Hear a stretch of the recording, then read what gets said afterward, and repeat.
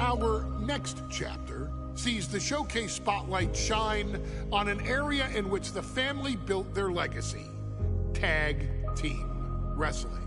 Starting with the wild Samoans, Afa and Sika, all the way through to more recent champions like the Usos or Tama Tonga and Tonga Loa. This dynasty has always excelled in tag team competition, consistently showing an ability to dominate the division with a wide variety of looks. And the first team that we will look at, accompanied to the ring by Afa himself. Fatu and Samu, the Head Shrinkers. They put the fear in people's hearts. That's what the Head Shrinkers did back in the day. Second to none in that ring. You know, hard-nosed, battle-tested. They went for it every single night. More astute fans may also know that early in their journeys, Samu and Fatu were managed by me, Paul Heyman, then known as Paul E. Dangerously, and the SST, the Samoan SWAT team. The Samoan SWAT team is here. Vengeance is mine. Already an imposing force that early on, their future greatness was obvious to so many industry experts. Afa, more than anybody, knew he had the team on his hands, with Samu being his son and Fatu his nephew. The tribal elder was able to mentor both, instilling in them the same unrelenting approach to competition that made the wild Samoans world famous. The team toured through regional promotions before a quick stop with me in WCW, but WWE was always their goal.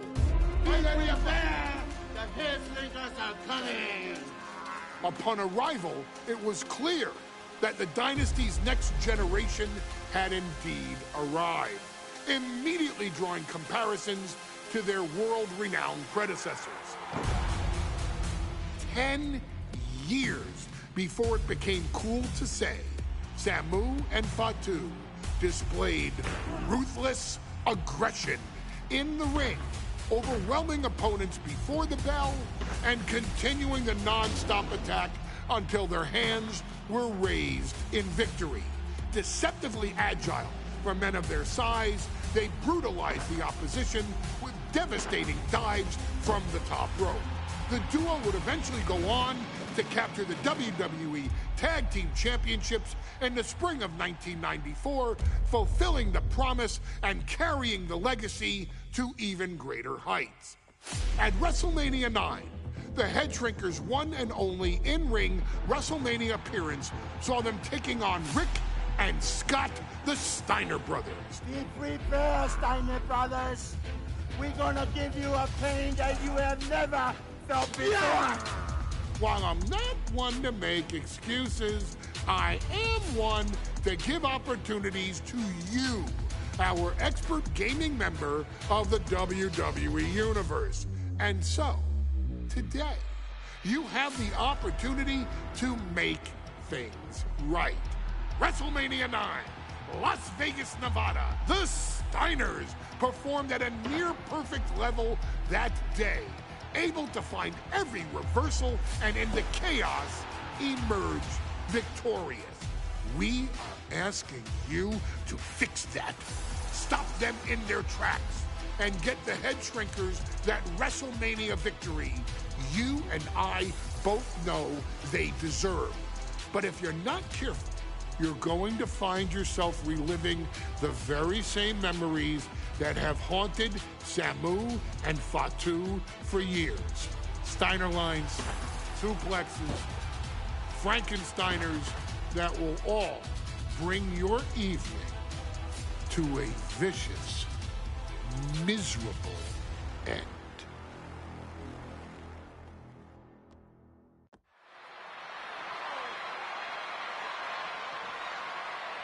One of the toughest teams in WWE history. Nearly 600 pounds of pure savagery. Is a tag team match set for one fall.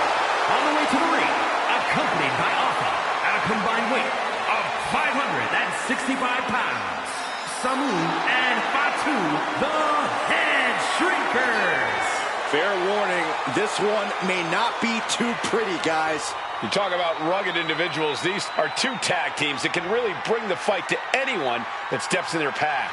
Yeah, there's about to be a seismic collision in the ring.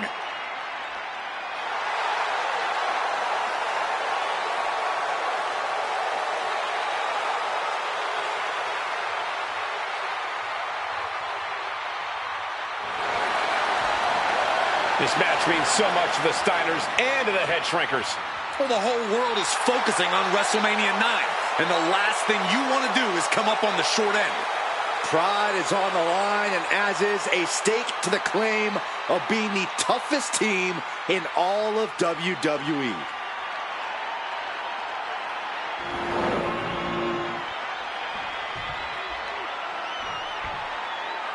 The Steiner brothers getting a tremendous ovation here in their first WrestleMania. And we'll see if they can carry on Michigan's winning ways. And their opponents at a combined weight of 531 pounds.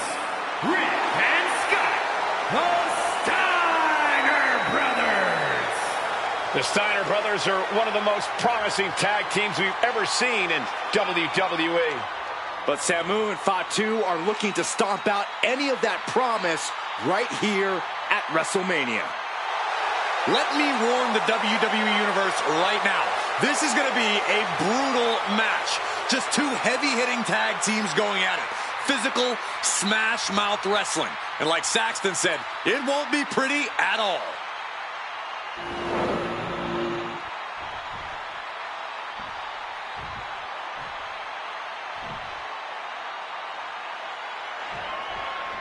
Big fight feel in Las Vegas as Gladiators face off here at WrestleMania 9.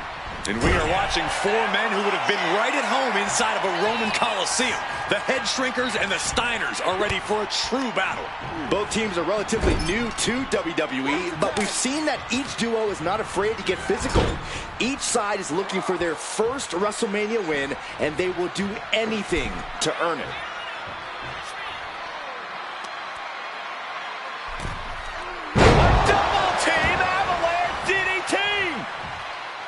WrestleMania 9 shaping up to be a big night in the tag division, guys. Indeed it is, Michael. Two great young teams competing now. And later tonight, none other than Hulk Hogan will lead the Mega Maniacs against Money Inc. for the tag team titles. Oddsmakers in Nevada have the smart money on Hulk Hogan leaving Vegas with the gold tonight. A bit of provocation from Samu. Tackles, ruthless. Oh, and soon we could be seeing a submission here. He's in a bad position now. Resisting as much as he can, but for how much? And he very quickly counters. Samu and Fatu are having some success in the tag division. Tonight could really be their coming out party. Well, they certainly have a tradition to uphold, Cole. The man in their corner, Alpha, has held the WWE tag titles on 3 occasions, and he's primed to bring the Head Shrinkers to the top as well. There may be an abundance of togas in the arena today, but you're not going to see a lot of Greco-Roman wrestling out of the Head Shrinkers. They're just looking to hurt the Steiners. And that actually may help Samu and Fatu here. The Steiner brothers have earned most of their wins by utilizing their amateur wrestling skill set. I can't imagine they'll get many grappling opportunities against dedicated brawlers like the Head Shrinkers. And a thunderous forearm to follow. Oh, what a club. Big blow could be felt throughout the arena. Bad spot for him to be in here, guys.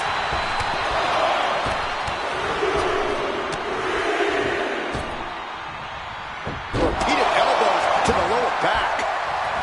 The Head Shrinkers and Steiners are two of the brightest young teams in WWE, but they both come to this match with a few years of experience in WCW. The Steiner brothers earned many tag accolades in WCW, but Rick and Scott have their share of singles titles too. Meanwhile, Samu and Fatu were never quite able to break through before WWE. You know that has to serve as motivation for the Head Shrinkers tonight. Tag, here we go. Stomp after stomp after stomp. And if the first stomp doesn't send you the message, the follow-up ones definitely will. He might actually get the win here. He forces a break before the count of 2. Got to change something up with the pin technique. Escapes out of that attack. The whole world is focused on WrestleMania 9 tonight. The last thing you want to do is come out on the wrong side of a match like this. That's right. A big win at WrestleMania means a big boost in the tag division and a substantial winner's purse. I don't think the Head Shrinkers concern themselves much with the financial matters, Saxton, but they are dead set on proving they're the toughest dudes around. Fatu is just having his way. Seeing some high-impact offense from Samu and Fatu thus far. I'm not sure the Head Shrinkers are even going for the victory. They just want to destroy the Steiners. The adrenaline is pumping, and the WWE Universe is on his side. Takes their breath out. Effective counter. Less and less time remaining on the count. The WWE Universe is pouring more fuel on his fire right now. What a display of strength here. The Head Shrinkers accompany the ringside by Alpha, but he's not the only tag team legend serving in a managerial role tonight. That's right, Michael. Just like Alpha, Mr. Fuji earned many WWE tag titles as a wrestler. But now, he's hoping to lead Yokozuna to the WWE Championship. And looking at all the top young talent in this ring, I see many other main event stars of the future that could follow the lineage of Yoko. Sent right into the corner. Oh, Steiner fell right into that one. No. What a headbutt. The wear and tear of this match is clearly starting to get to him. And making a tag has to seem like a good idea right about now. A warning and a challenge from Samu. Vicious, downright savage club right there. Great ring awareness saved him. Boom! Read that one. Oh, clothesline! That'll put Samu's toughness to the test. Oh! He's able to counter that. Kick to the gut. Oh, brutal forearm. Makes the tag.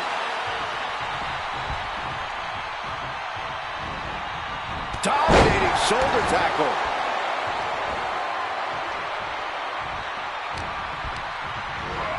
And into the corner he goes. Look at that counter from Samu. Ooh.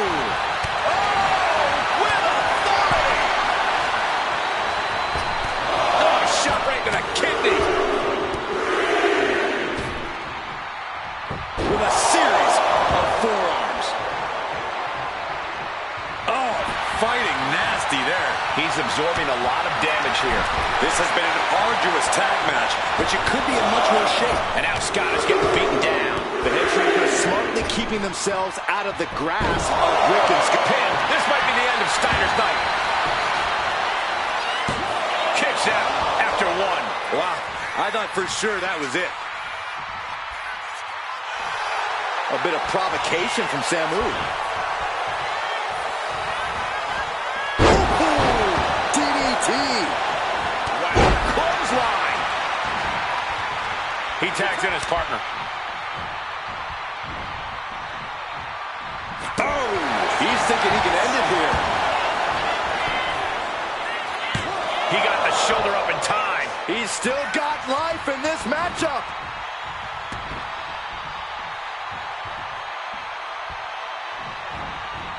Left an opening and got a kick to the face. Steiner gets out of there. Big clothesline. He could be starting to really struggle in this match. At this point in the match, I say make the tag and recover as much as you can. Oh, debilitating elbow drop.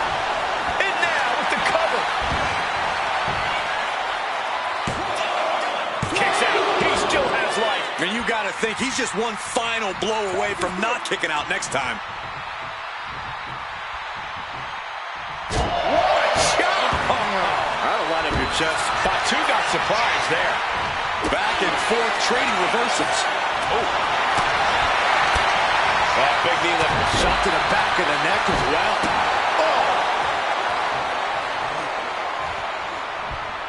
Oh. Fatu hoping that this is the end. Stopping the ref's count at 2. That is just pure instinct at this point. Stop after stop after stop. Oh, what a quick answer. Dropped up in the corner. And there's the tag. Oh, man, he is more than fired up right now. Oh, my gosh. Hoisting up their opponent for a suplex. Oh, my gosh, into a pile driver. Is that enough to finally put down the head shrinkers? That's impossible. I can't believe what we just saw. This was the moment to capitalize on it. That should have been the end. And that one seemed to have caught Fatu good. Steiner putting those amateur instincts to good use. Caught an elbow to the gut for that effort. Oof. Oh, God. Tagged with a punch. Double axe handle. Striking down with the axe handle. For safety's sake, I hope we're near the end. Well, I highly doubt anybody's going to throw in the towel, though. Ooh, clothesline delivered. Pin on Samu. And the count stopped short of 2. You expect these pins to last much longer at this stage in the match.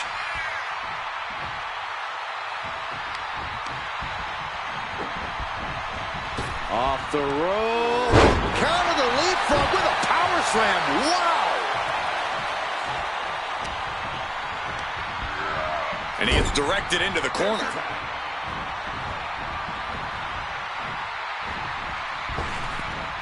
I'll tell you what's going to happen. Impact. From the middle rope. Nobody home. Arm extended, tags his teammate in. Stomping. Ouch. And guys, what a war we're witnessing between the Steiners and the Head Shrinkers. This is the trickiest bet in all of Vegas, Cole. Both teams so into the match, I wouldn't know who to bet on. Fatu clearly wants a fight here. Boom! Nasty kick.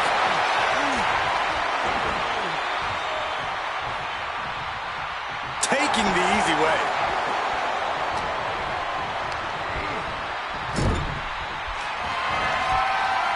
Eludes the attack. Piercing the throat.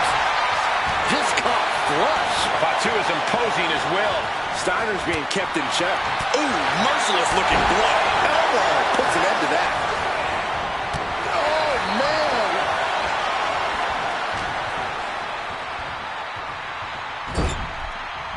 Oh, an overhand punch. Boom, right the button.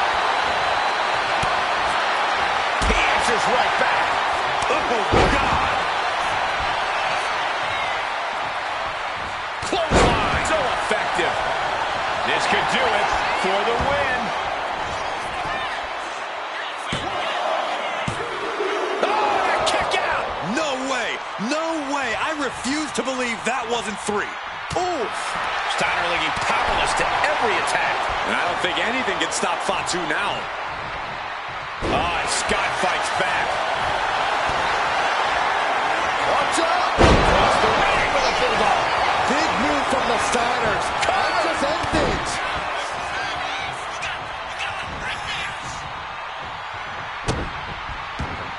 Both teams giving everything they can here at WrestleMania.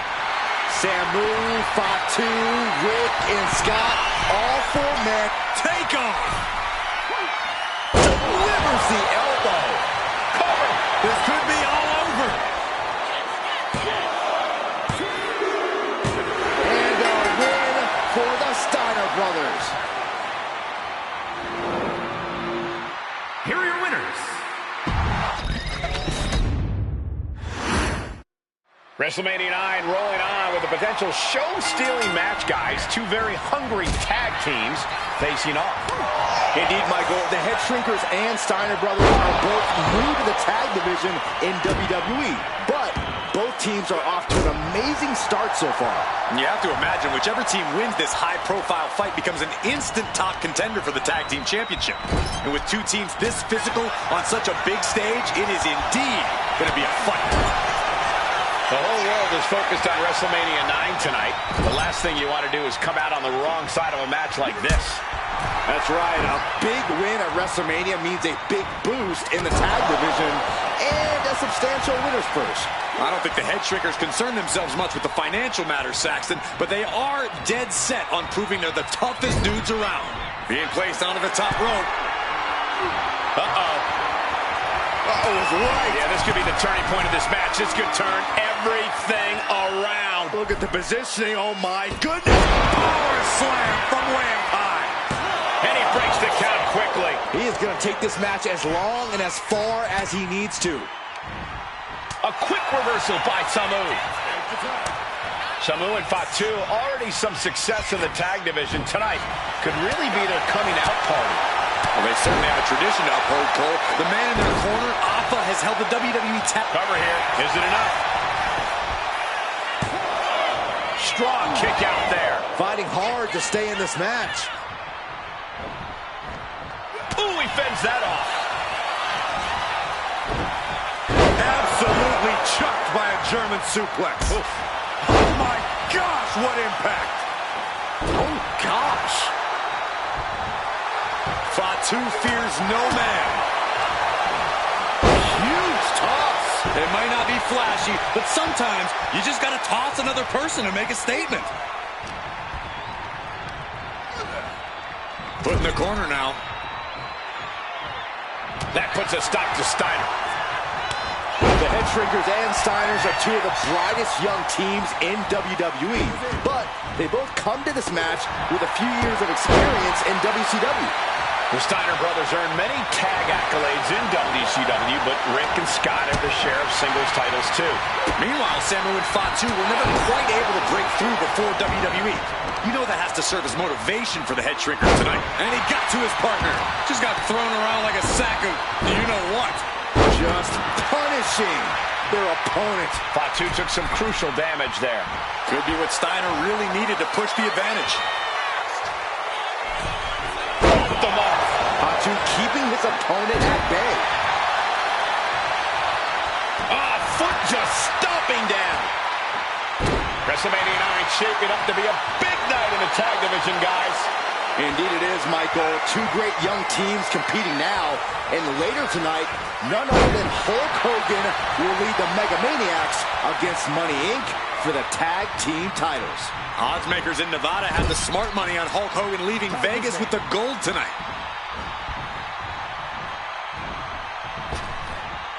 I'll tell you what's going to happen. Impact. He goes for the cover. And he manages to kick out at one. This isn't even close to over.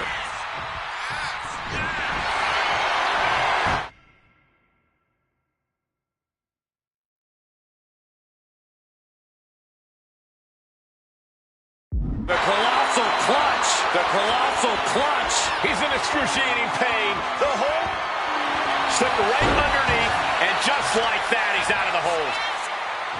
Oh, stomping away. The Head Shrinkers accompanied to ringside by Alpha, but he's not the only tag team legend serving in a managerial role tonight. That's right, Michael. Just like Alpha, Mr. Fuji earned many WWE tag titles as a wrestler. But now, he's hoping to lead Yokozuna to the WWE Championship. And looking at all the top young talent in this ring, I see many other main event stars of the future that could follow the lineage of Yoko. Ooh. Rick is losing grip of this match now. The Head Shrinkers smartly keeping themselves out of the grasp of Rick and Scott Steiner. There is a method to the madness of the Head Shrinkers. He avoids the contact.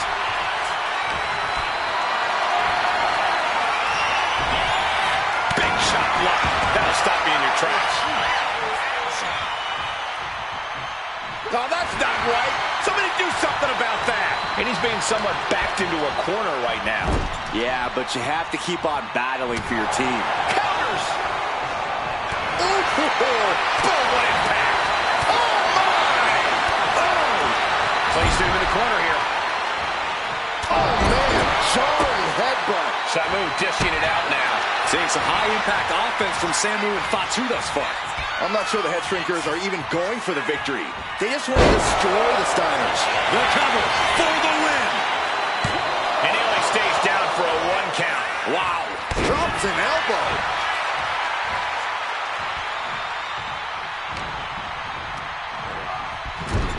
Tag is made. Tandem offense incoming from the Steiners. Off the top rope. This won't end well. Steinerizer. Is that enough to finally put down the Head Shrinkers? And a win for the Steiner brothers. Here are your winners, Rick and Scott. Big fight feel in Las Vegas as Gladiators face off here at WrestleMania 9. And we are watching 4 men who would have been right at home inside of a Roman Coliseum. The Head Shrinkers and the Steiners are ready for a true battle. Both teams are relatively new to WWE, but we've seen that each duo is not afraid to get physical. Each side is looking for their first WrestleMania win, and they will do anything to earn it. The Head Shrinkers and Steiners are 2 of the brightest young teams in WWE, but they both come to this match with a few years of experience in WCW. The Steiner brothers earned many tag accolades in WCW, but Rick and Scott have their share of singles titles too. Meanwhile, Samu and Fatu were never quite it. He's going for it. Just escapes defeat. Headbutt! Oh, what impact! Steiner looking unable to get a leg up in this match. The Head Shrinkers smartly keeping themselves out of the grasp of Rick and Scott Steiner. There is a method to the madness of the Head Shrinkers. I've seen Samu and Fatu headbutt each other during matches. If they do that to their own flesh and blood, who knows what they'll do to the Steiners? It's just a byproduct of the brutal take-no-prisoners offense of the Head Shrinkers, Byron. These guys will bite, scratch, and claw their way to a win. Rule book be damned. And with Rick and Scott coming from an amateur collegiate background, they might be a bit more hesitant to bend the rules. Hopefully the Steiners can adapt. And fast. Lands an elbow. Oh, cover. Hoping to end this. No, a 2 count. I am in shock. What's it going to take to keep this guy down? Momentum moving towards Samu's corner. Seeing some high-impact offense from Samu and Fatu thus far. I'm not sure the Head Shrinkers are even going for the victory. He's going for the pin. No, stops the count at 2. A long 2.5 in the waning moments of this match. By the throat into the top rope. Oof.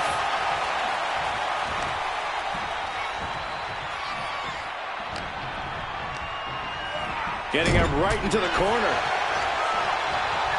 Oh, man.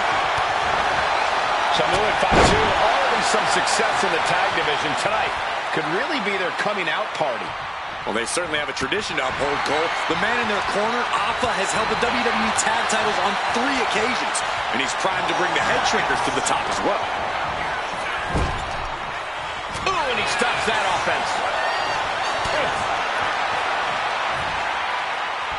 Single arm back body drop. That takes power. Partner gets tagged in.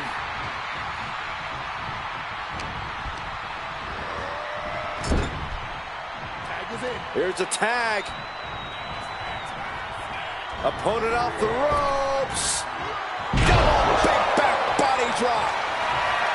WrestleMania 9 shaping up to be a big night in the tag division, guys. Indeed it is, Michael. 2 great young teams competing now. And later tonight, none other than Hulk Hogan will lead the Mega Maniacs against Money Inc. for the tag team titles. Oddsmakers in Nevada have the smart money on Hulk Hogan leaving Vegas with the gold tonight. Big Fatu might be defeated here. A defiant kick out after 1. All the punishment he's taken, and yet he's still in this match? No escape for him. German suplex. He tags out.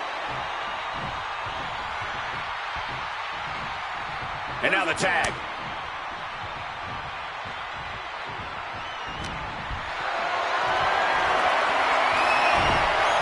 He pulls off the reversal. Quick thinking that time. The whole world is focused on WrestleMania. Samu with the leg cover. That might be it.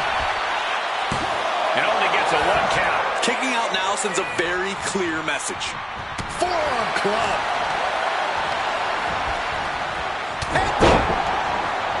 Tremendous impact.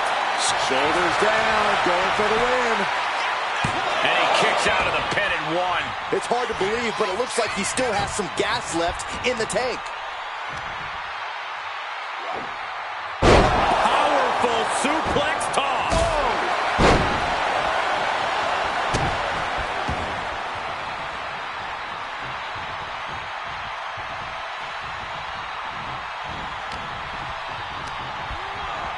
And now placed in the corner. A quick reversal by Samu. Oh my gosh! Telegraphed that one and delivers a blow to the gut.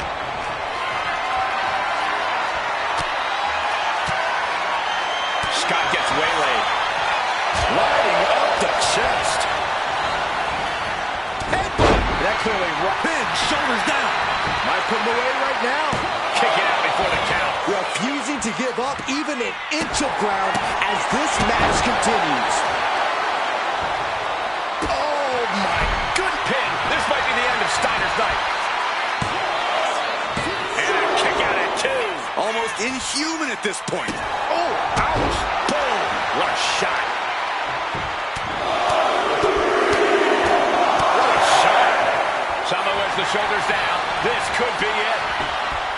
He breaks the ref's count after 1. Still gonna take a massive effort to keep him down.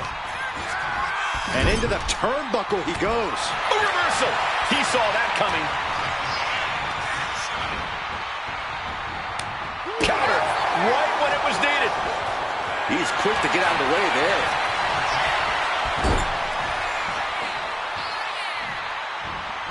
Headbutt. The Head Shrinkers and the Steiners are engaged in an epic battle. Both teams making the Roman Gladiators proud. Pin, shoulders down. Trying to end it. Fights the shoulder up at 1. Somehow still has the energy for a quick kick out.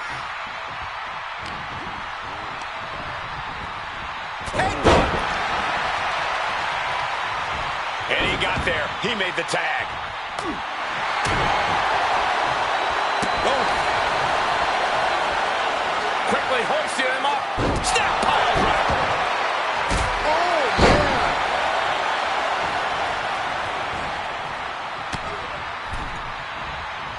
Just like that, Rick finds a counter. Oh, Steiner fell right into that one. He might have him. He breaks the ref's count before 2. If that won't beat him, I'm not sure anything will. Oh! Shows great wherewithal there. A complete stalemate of reversals here. Neither one giving an inch. Samu has the shoulders down. This could be it. Shoulders up before 2. Giving a massive effort to overcome the pin attempt.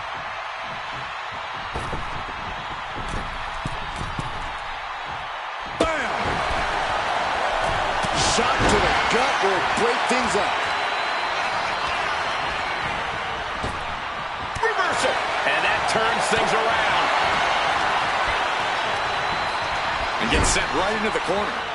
Golly. Then a knee right to the throat. Steiner dodges. He quickly gets out of dodge. Samu is really displaying aggression. Looks like Rick is having trouble generating any sort of defense. Stomping away, and then the knee right into the throat. Oh, come on. Why would you stoop that low?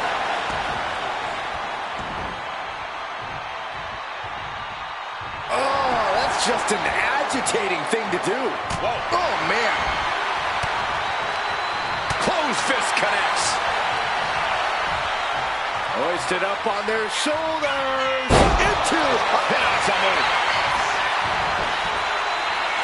He's able to beat a 2 count. There is no quit in this man tonight.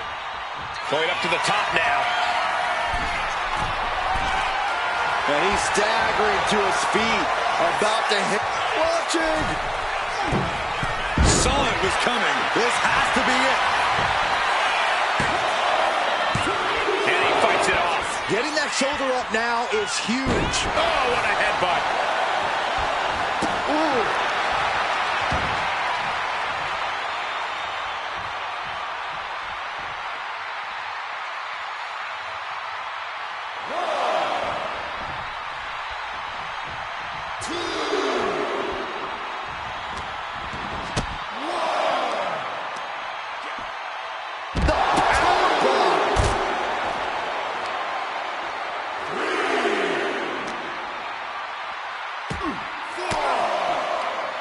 Sharp elbow to the gut turns that one around.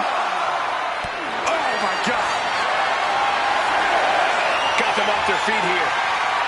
Ooh, got caught with a punch to the face. Time for him to get back in the ring. No one wants a count out here. Oh, right into a counter.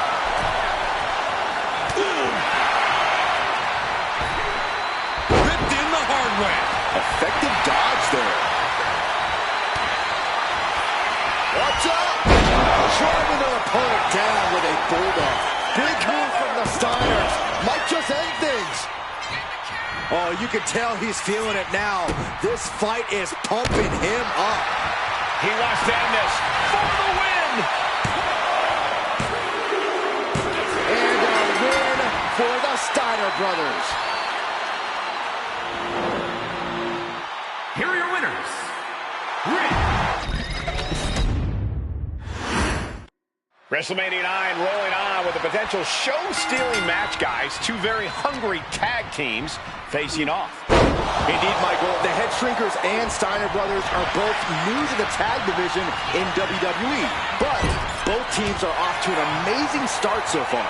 You have to imagine whichever team wins this high-profile fight becomes an instant top contender for the Tag Team Championship. And with two teams this physical on such a big stage, it is indeed going to be a fight. WrestleMania 9 shaping up to be a big night in the tag division, guys. Indeed it is, Michael. Two great young teams competing now. And later tonight, none other than Hulk Hogan will lead the Mega Maniacs against Money Inc. Cover here. Gets his shoulder up right before two. Too early for that pin attempt.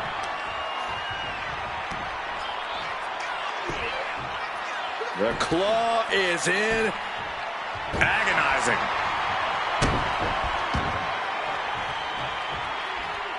Looking to put him away. And he breaks the pin right away. Trying to catch him off guard with that attempt. Placing him in the corner. What a way to get out of that one.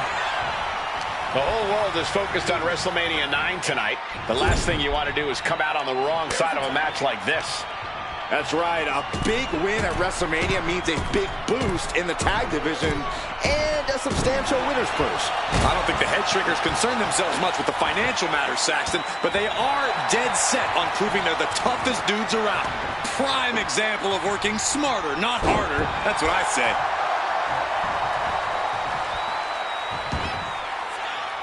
Tag made.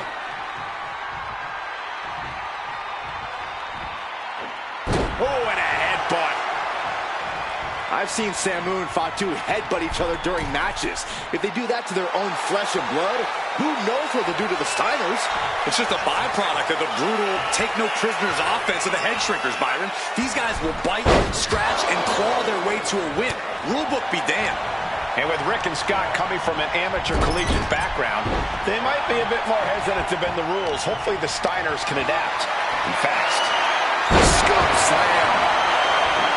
The Head Shrinkers and Steiners are two of the brightest young teams in WWE, but They both come to this match with a few years of experience in WCW.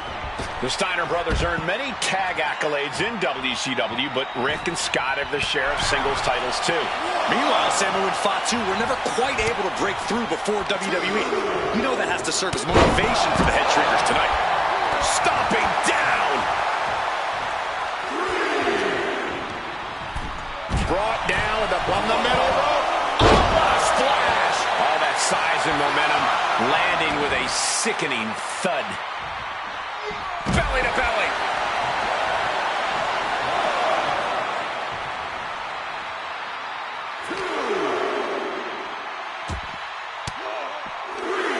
Denied with an elbow. The Head Shrinkers accompanied to ringside by Alpha, but he's not the only tag team legend serving in a managerial role. On the apron.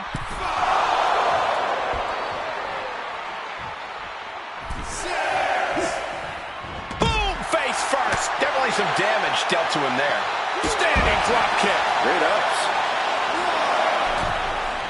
And look at this now. Yes, applying the submission hold. Volcanic clutch, locked it. Wait, hold on, look at this. And he's found a way out of the hold.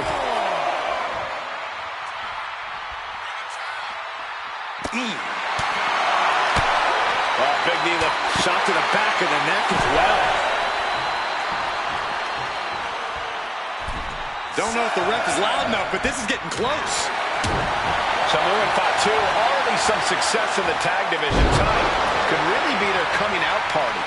Well, they certainly have a tradition to uphold, Cole. The man in their corner, Alpha, has held the WWE tag titles on 3 occasions, and he's primed to bring the Head Shrinkers to the top as well. Oh my gosh, what a dive. Taking a chance, one will cover. Shoulders are down. Big kick out. He got close there. It could be do or die time. Taking a moment to get pumped off of this crowd's incredible energy. He managed to get one over on the experienced Steiner there. Yeah, a very motivated Fatu in front of us. Fatu fears no man. This is big time. Goes into the corner. And that's going to jam Scott's offense. Have you ever seen a human being tossed like that? Steiner looking powerless to every attack. And Fatu into the pin for the win. Shoulder shoots up before 2. I can't believe it. He just won't go away. Ooh! Ooh! Ooh! Ooh! Walloped by a huge club. Oh, did you hear that? Using the cranium.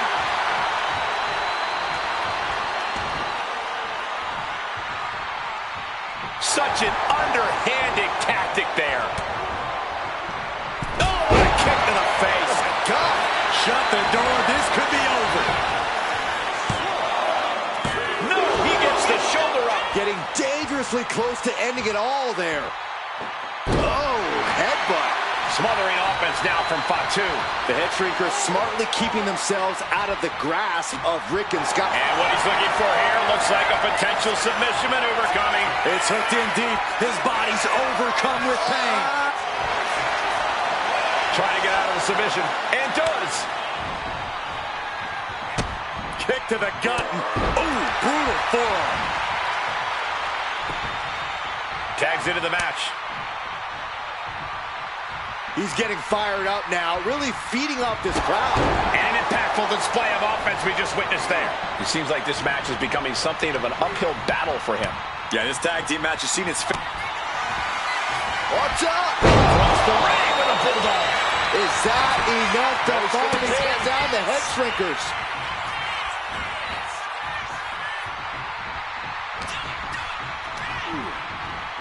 Has him in the corner, thinking of the next move. There's the tag. Belly to belly suplex. Taking things to the top rope.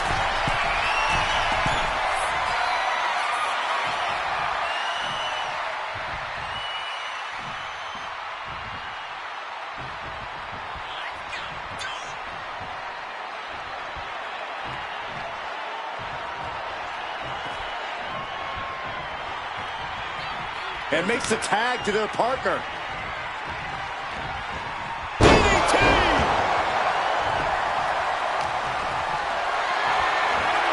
Uh-oh, has to find a way out of this.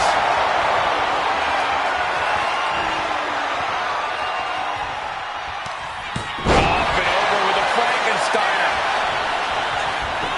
For the win. He's able to beat a 2 count. Somehow still in this fight. Not down and out yet. Picked up and being carried around now. Power slam. And guys, what a war we're witnessing between the Steiners and the Head Shrinkers.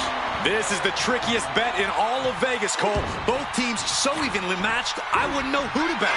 Looks like he knew what was coming up. Suplex.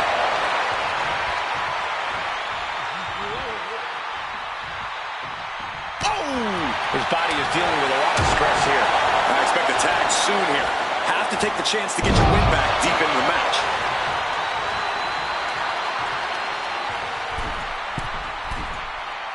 Diving from the top.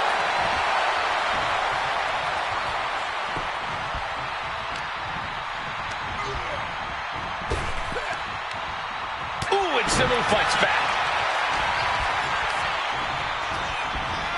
And now propped up in the corner.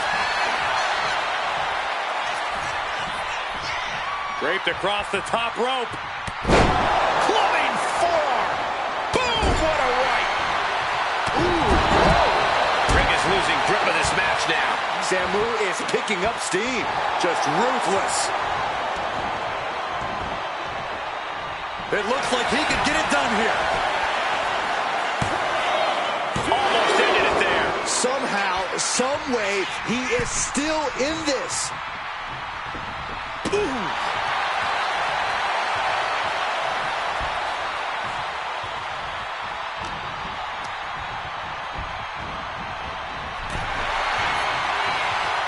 These two are finding an answer for everything. As the arm wringer. Ooh, wasn't expecting that. He's able to reverse it. Samu's gaining the upper hand. Looks like Rick is having trouble generating any sort of defense. Ooh, nice gut wrench. Samu with the leg cover. That might be it. He kicks out at 2. There's some shock in the arena after that kick out. Gets the reversal. What a counter.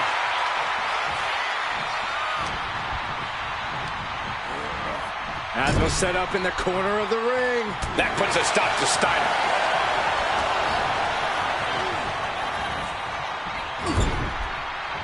There's the tag. There's the tag. Wonder what this duo is cooking up. Steady stream of moves taking out Steiner. Samu's really on top of his game right now. Oh, it's raking the back.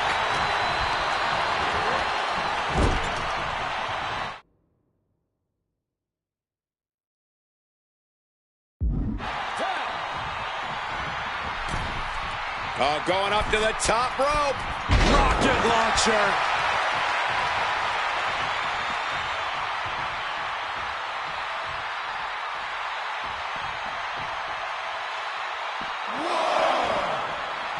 Wow.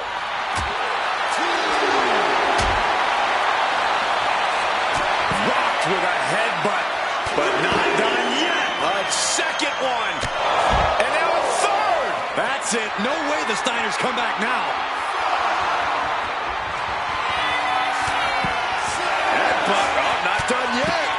A second and a third, too. He's going to make some moves here or suffer the countout. And the Head Shrinkers just might have it. Both teams giving everything they can here at WrestleMania.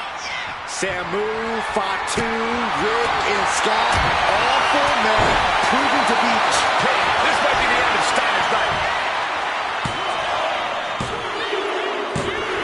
And the Head Shrinkers get the win.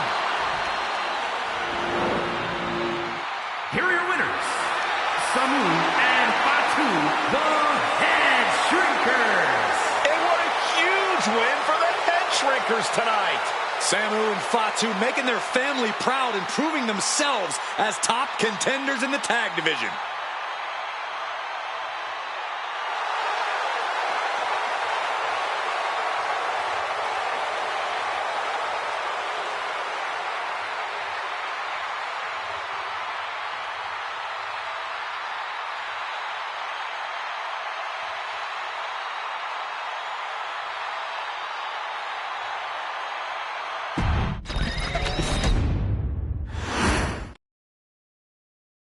Hey, let's put this in the simplest of all terms. Dwayne "The Rock" Johnson is the biggest celebrity on the face of the planet today. Now, whether he's a blue chipper, the people's champion, or as we know him right now, the final boss, The Rock has always commanded all of the attention in the arena since the very first moment he made his WWE debut at the 1996 Survivor Series. Born into this business, The Rock would become WWE's first ever third-generation superstar, following in the footsteps of his father and grandfather.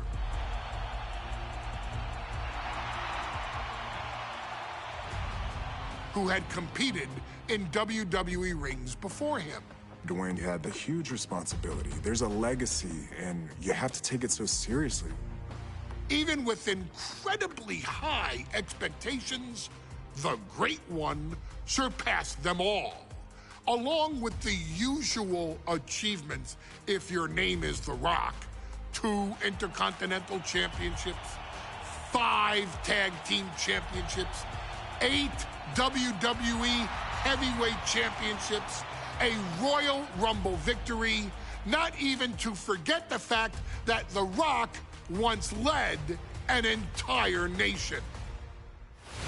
The Rock has one of the more noteworthy feats in WWE history, earning WrestleMania victories over Hulk Hogan, Stone Cold Steve Austin, and John Cena. Each of these men are known as the faces of their respective era. Each of these men found out what happens when you go one-on-one. Oh, you know the rest. Of course, The Rock rivaled Stone Cold Steve Austin's popularity during the vaunted Attitude Era, tearing opponents down with rock bottoms and people's elbows while tearing them apart on the mic with cutting one-liners and catchphrases that are still recited to this day. If you smell, know your role and shut your mouth. He ended CM Punk's 434-day title reign as WWE Champion at the 2013 Royal Rumble as well, after having only competed twice over the previous 9 years, displaying the always-ready mentality and physical conditioning on which he has built his global brand. But you don't need me to rattle off The Rock's resume to you, now do you? Of course not. The man is an occasion unto himself. He has headlined the biggest events against WWE's most iconic superstars and has always found a way to, how does he put it? Layeth the smackdown on some jabroni's candy ass. I couldn't have said it better myself, although I think I may have just done that. But indeed, he has.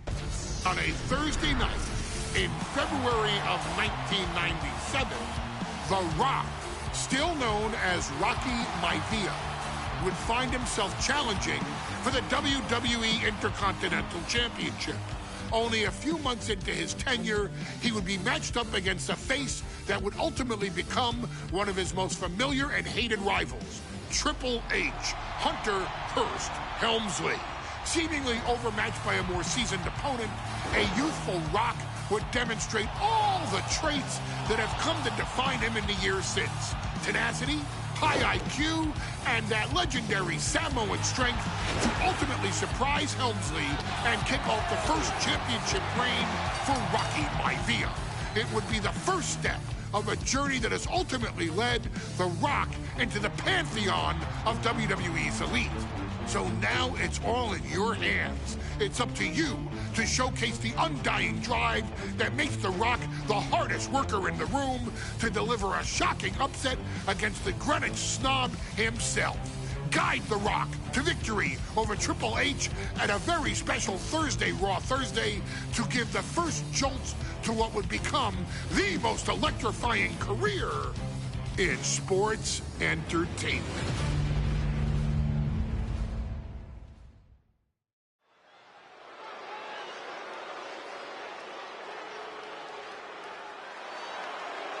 And here comes the #1 contender, at least for tonight, Rocky Maivia. The following contest, scheduled for one fall, is for the WWE Intercontinental Championship. Making his way to the ring is the challenger from the South Pacific, weighing in at 275 pounds, Rocky Maivia. A blue chip talent with a bright future.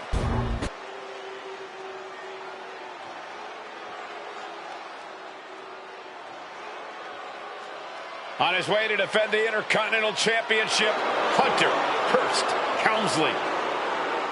His opponent from Greenwich, Connecticut, weighing in at 246 pounds, the WWE Intercontinental Champion, Hunter Hearst Helmsley. Helmsley is scheduled to face another challenger at an upcoming show this Sunday. And he's taking the risk, stepping in here against the newcomer, Rocky Maivia.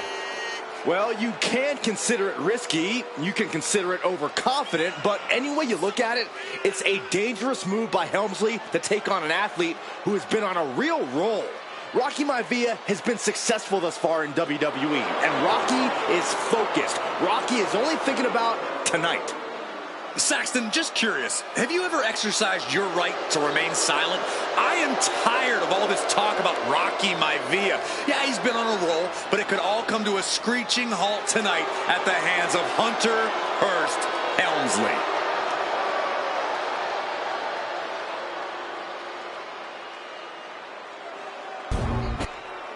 You win this title, you are primed for big things.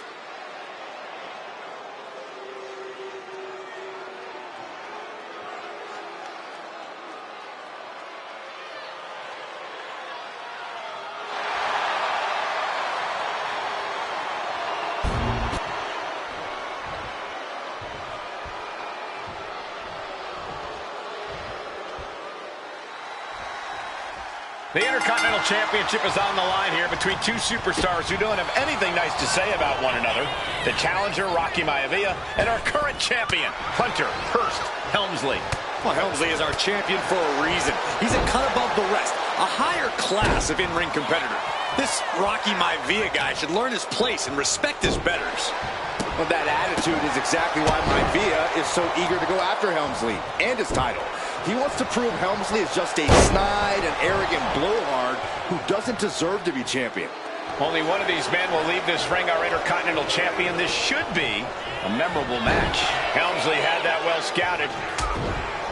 And Byron, Rocky has tremendous exuberance, tremendous youth.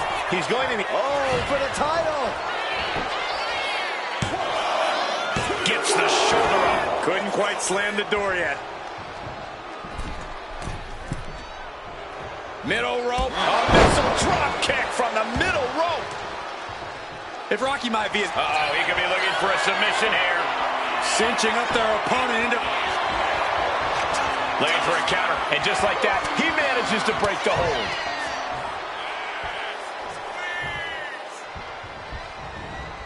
Man. Ooh, twist to the arm. Just clutch into the elbow. Oh, the physicality on display there. Unbelievable. And watching from home is Rocky Johnson, the father of Rocky Maivia, former WWE Tag Team Champion. I must admit, I do see a bright future for Maivia. Those that have been privileged enough to see Rocky Johnson in action will appreciate Rocky Maivia because he's a chip off the old block. Notwithstanding as well the genes of his grandfather, the incomparable Peter Maivia, Chief Maivia. Oh boy, they don't come any tougher than Peter Maivia. He is getting rid of the turnbuckle pad. Don't say that too loud, Saxon, you might get caught. Oh, stepping out of the ring here. With the counter. Headlock. Oh, cheap shot right above the eye. And conspicuous by his absence is the butler of Hunter Hearst Helmsley, who has been intervening in matches as of late. Who knows if he might show up. Yeah, unfortunately, that's just another thing Maivia needs to worry about. Rocky has bigger problems in the ring, gentlemen. Biggest match he's ever had. Live, worldwide television. He's got to have a stomach full of butterflies. And Helmsley just showing his huge edge and experience here. I would say the most cerebral Intercontinental Champion we've had.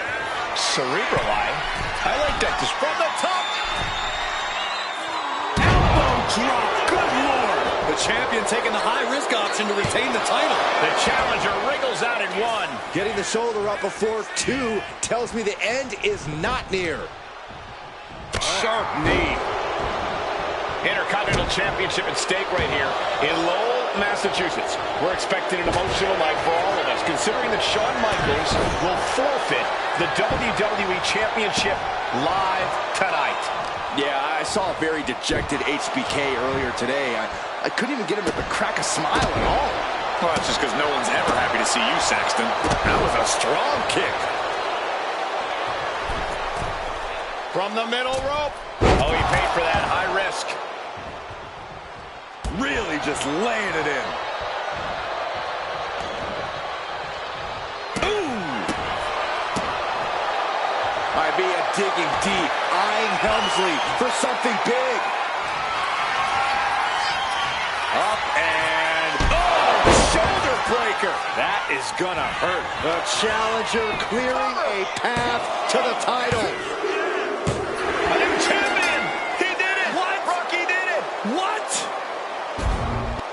Here is your winner, and the new Intercontinental Champion, Rocky Maivia. Congratulations to Rocky Maivia on his first ever title win. Rocky can proudly raise that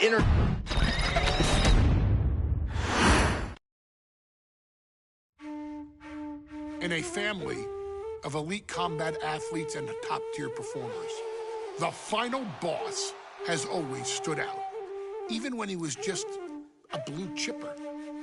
But there wouldn't be a final boss. There wouldn't even be a bloodline if it wasn't for The Rock's grandfather, the High Chief Peter Maivia. You can think of him as the first boss. Predecessor to the tribal chief. He is one of, if not the foundation for our family. The Wwe 2K25 Maivia wrestling dynasty. I don't think there's anybody more responsible for what's going on now than the High Chief himself. Peter Maivia isn't simply one of the two principals behind the sacred blood bond. He's also an incredibly decorated professional wrestler who traveled the world and won titles everywhere he went.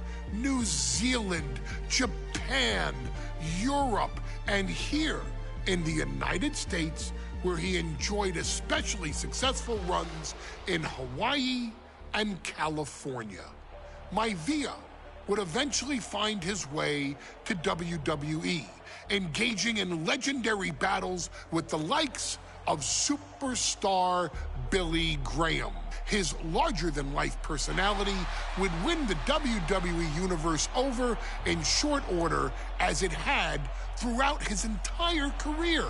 In the ring, High Chief Peter Maivia was a potent blend of brawn and grappling technique, often muscling his opponents down to the mat through a variety of joint locks and then switching to more painful holds once grounded.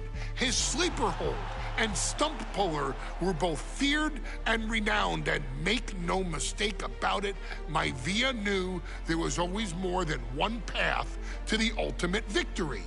Out of the ring, High Chief Peter Maivia also ran one of the most successful wrestling promotions on the planet, Polynesian Pro Wrestling, based out of Hawaii, showing his mastery of the business in every aspect. His induction into WWE's Hall of Fame class of 2008 was supremely deserved, forever enshrining Peter Maivia as the legend he always was. And now, we present to you the opportunity to walk in the boots of the legendary High Chief Peter Maivia, facing off against one of the most legendary WWE rivals, George the Animal Steele. You will settle this score once and forever and showcase the overwhelming strength of Peter Maivia, which has ever since remained as a hallmark for every single solitary member of this bloodline. Steele is no easy battle, though. He thrives in the chaos, one of pro wrestling's true madmen. He'll even try to eat part of the ring if he thinks it'll help him break you down. So do your best and honor High Chief Peter Maivia properly with a resounding victory.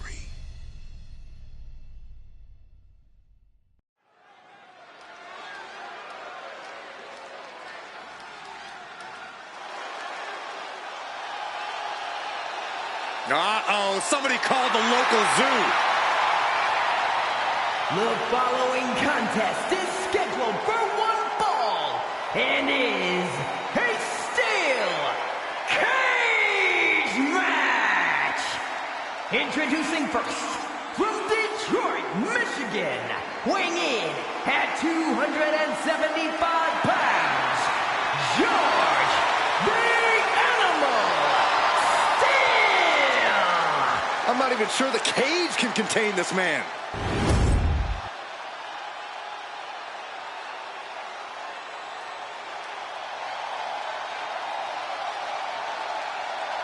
And strolling down the aisle, the opponent of George Steele, Peter Maivia. Always a chaotic matchup.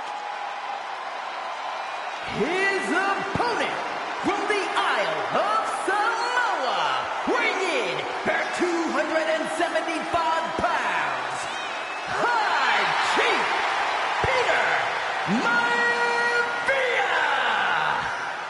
Steele had better keep an eye on Maivia because Maivia is a true brawler. Few men can handle the chaos of the animal inside a steel cage, but I believe the High Chief is ready.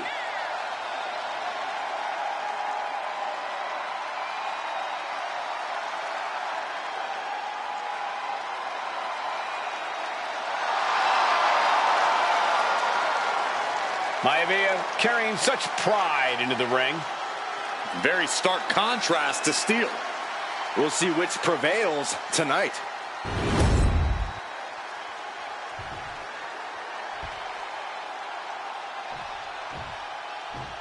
High Chief Peter Maivia taking on George the Animal Steele in a steel cage match. Quite a heated history between these two guys. Yeah, Michael, and I think it's because Maivia is one of the few superstars brave enough to take on the animal. Most of their contests have ended in countouts or disqualifications. Thanks to the cage, we'll get a decisive victory in this one. Well, that really depends on if a cage can even contain that. Placing him in the corner. Headlock applied and a nice short jab to the bridge of the nose.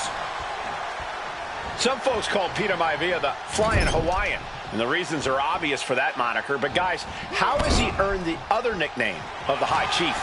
Well, Cole, Peter Maivia is very...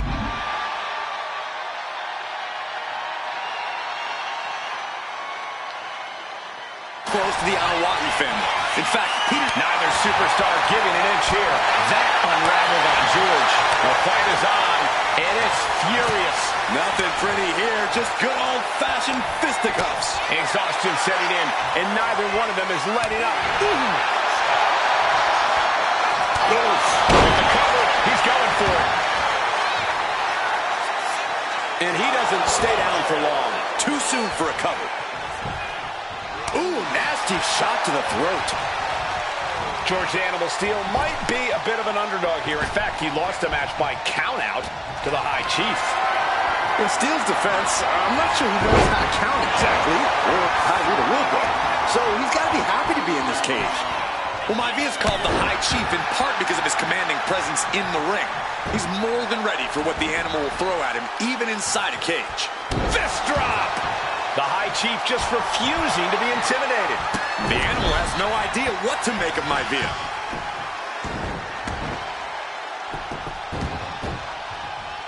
Someone stop this.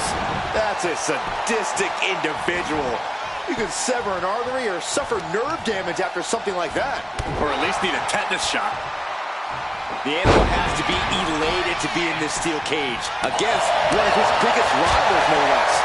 Yeah, Byron, we've seen the animal brandish a weapon against Peter Maivia before when it was against the rules. The High Chief better be prepared for Steel to get even crazier. Oh, Maivia is prepared, all right. The man is extremely tough and agile. In fact, the High Chief's entire body can be considered a weapon.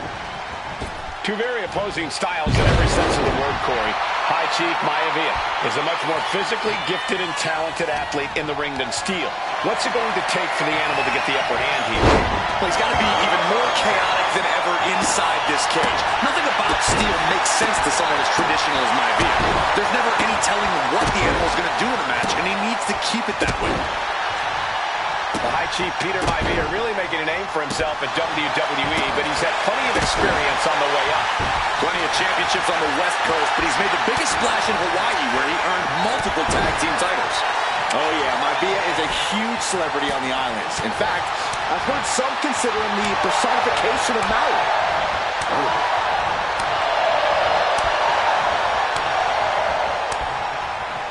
It knew what was coming there. Maivia turns that around. Oh, man.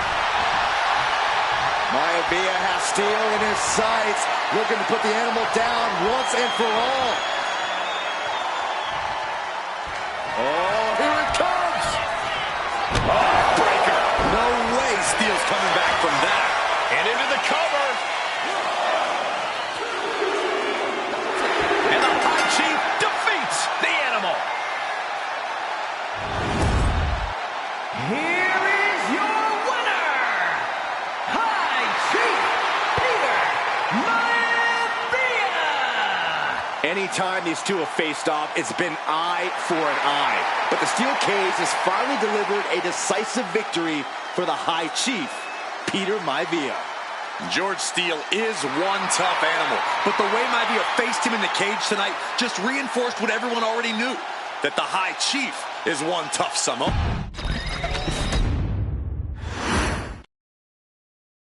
She's not like most girls. She's also not like most WWE superstars. Nia Jax, the reigning queen of the ring, is a reckoning, a force of nature that blitzes right through her competition. A cousin of The Rock, Nia Jax arrived in NXT almost 10 years ago with astronomical expectations. Undaunted, Nia Jax would dominate early opponents, finding herself competing for the NXT Women's Championship mere months after her debut. It did not take long for those running Raw and SmackDown to take notice. Well, our next pick, Nia Jax.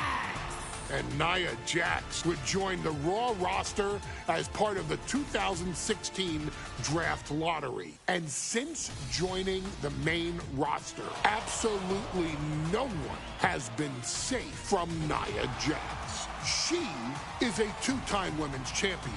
She is a two-time women's tag team champion. She competed in the men's Royal Rumble match in 2019, even getting an elimination while in the ring. Nia Jax looking to eliminate. She does.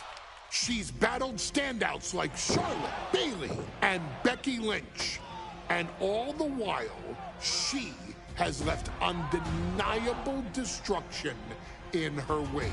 In the ring, she applies many of the same tactics that once benefited Yokozuna, even using her own version of the Bonsai Drop, known as the Annihilator. And just like its namesake, if it connects, your night is over. And Nia Jax remains driven for even more success, jumping at any opportunity to prove her dominance. This last year, That included entering into the 2024 Queen of the Ring tournament after earning victories over Naomi, Jade Cargill, and Bianca Belair. Nia Jax would fight her way into the finals, taking on former NXT Women's Champion Lyra Valkyria. Valkyria built a lot of momentum, defeating Dakota Kai, Zoe Stark, and Io Sky to punch her ticket into the final at the Queen and King of the Ring. With an obvious game plan, Lyra would look to stick and move, avoiding the colossal attacks of her opponent. Unfortunately, as often happens when competing against Nia Jax, Lyra made one miscalculation, and that error in judgment provided Nia Jax with the opening she needed to annihilate her competition. This is your opportunity to crown the first queen in Bloodline history. Make Lyra suffer. Make her regret ever entering your ring. Showcase the otherworldly power that forces an entire roster to cower in your presence. Because when you're an irresistible force like Nia Jax, resistance is futile.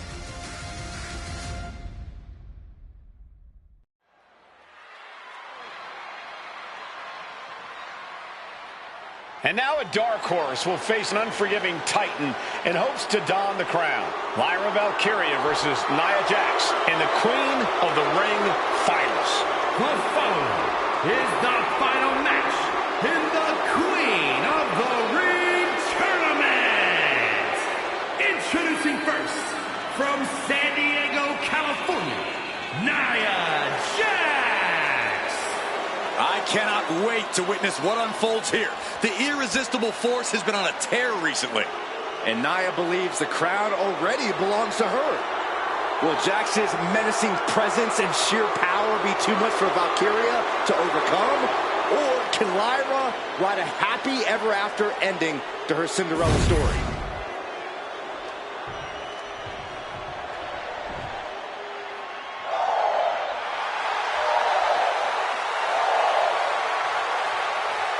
Lyra Valkyria fancies herself a Morrigan, which is an Irish goddess of war. As they were on the battlefield, they used to take the shape of ravens to fly around and decide who would live and who would die. That is what Lyra Valkyria is bringing to the ring here tonight.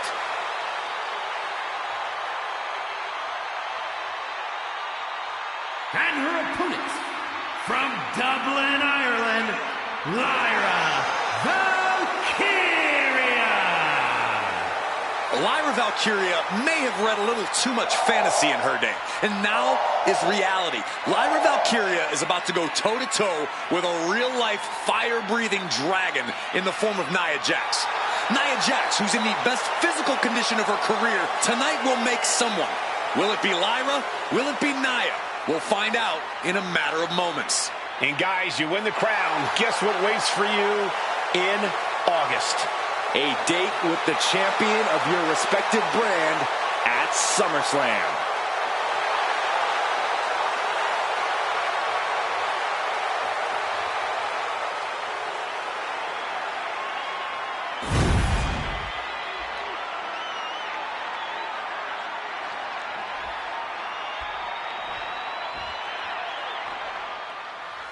And it's all come down to this, the finals of the 2024 Queen of the Ring tournament.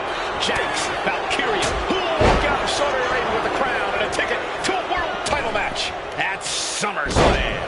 Lyra Valkyria is about to go toe-to-toe with a real-life, fire-breathing dragon in the form of Nia Jax. Nia, who's in the best physical condition of her career and as highly motivated as I've ever seen. This night will make someone. Will it be Lyra or will it be Nia? We'll find out in a matter of moments. Gut-wrench suplex. Hope it ended here. And she kicks out right away. Nah, not yet. Too early. Well, if you're Lyra Valkyria, what do you do to pull off a massive upset tonight?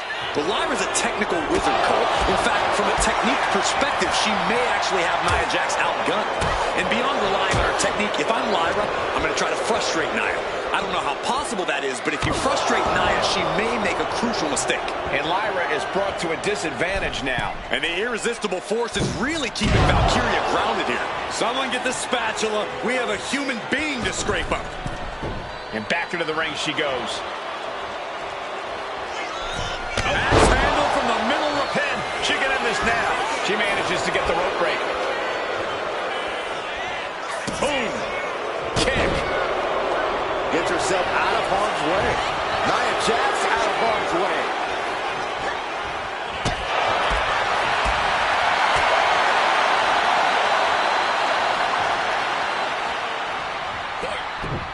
Boom.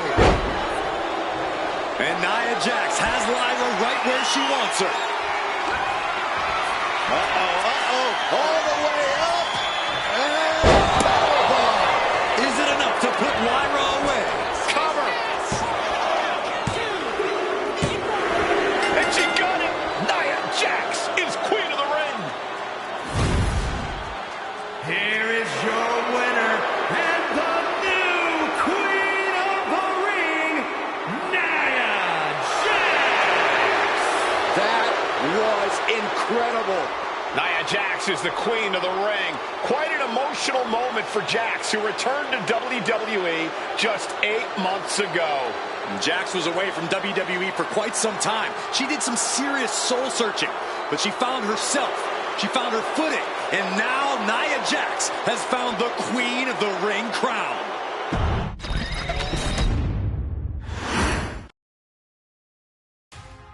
I'm sure you will agree with your wise man. Many WWE superstars say they will do whatever it takes in order to achieve success. Quite often, it's a bunch of BS. But if you're lucky, you may run into someone who is willing to look out for the group. Someone willing to make sacrifices. And for this family, there was no one better than Rikishi.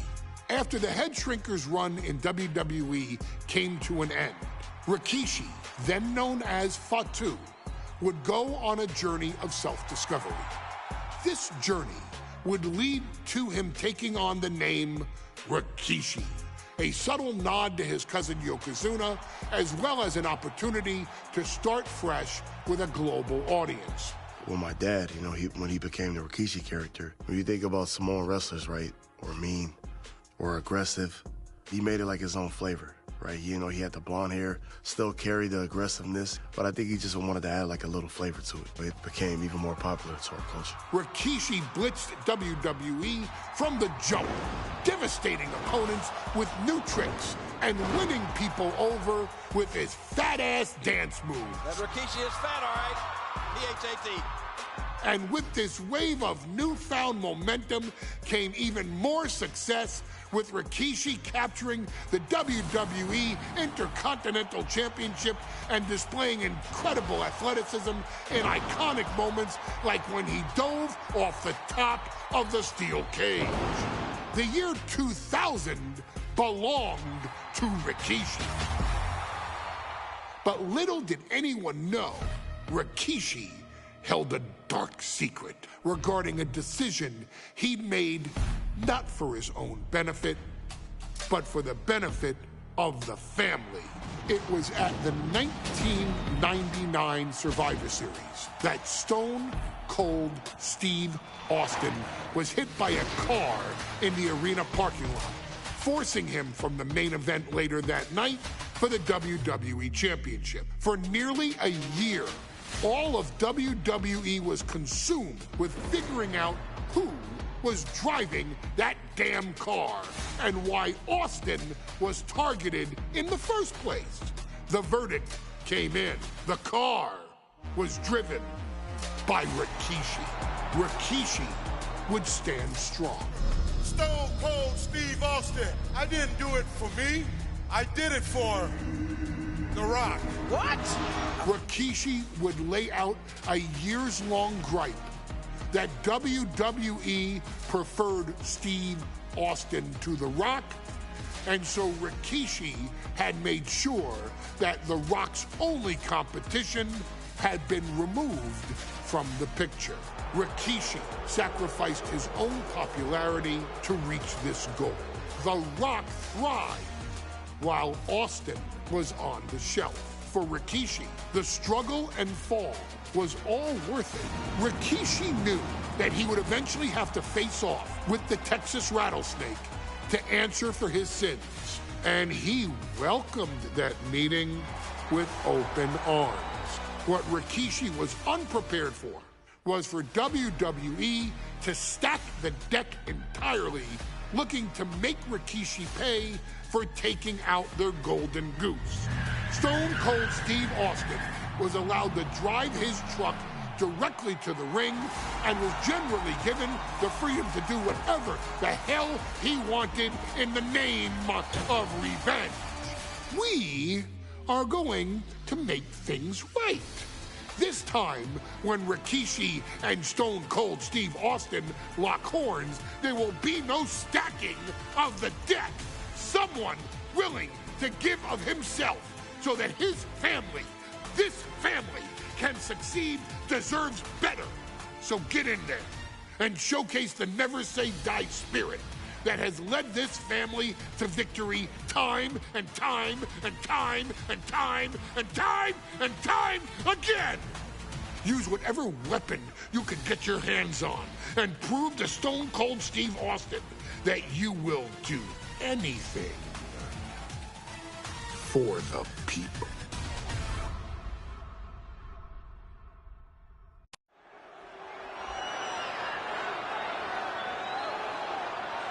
Is it legal to not show up? Rikishi has brutalized Austin lately. Austin will be here, Byron. I just refuse to think anything else. The following contest is scheduled for one fall and is a no-holds-barred match. Introducing first, from the Isle of Samoa, weighing in at 424 pounds, We have learned more about Rikishi in the last couple of weeks than we knew about him his entire career here in WWE. He said he ran over Austin not for himself, but for The Rock. Right, and now he's coming out here, and I guess if Austin doesn't show up, the general manager is going to have to come out here and declare this is a forfeit, and Rikishi's going to win it. This man makes me sick.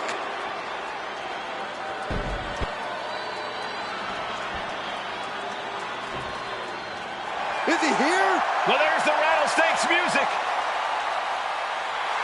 He's here. Austin's here. Stone Cold Steve Austin came here with no fear, no hesitation, just revenge. His opponent, from Victoria, Texas, weighing in at 252 pounds, Stone Cold Steve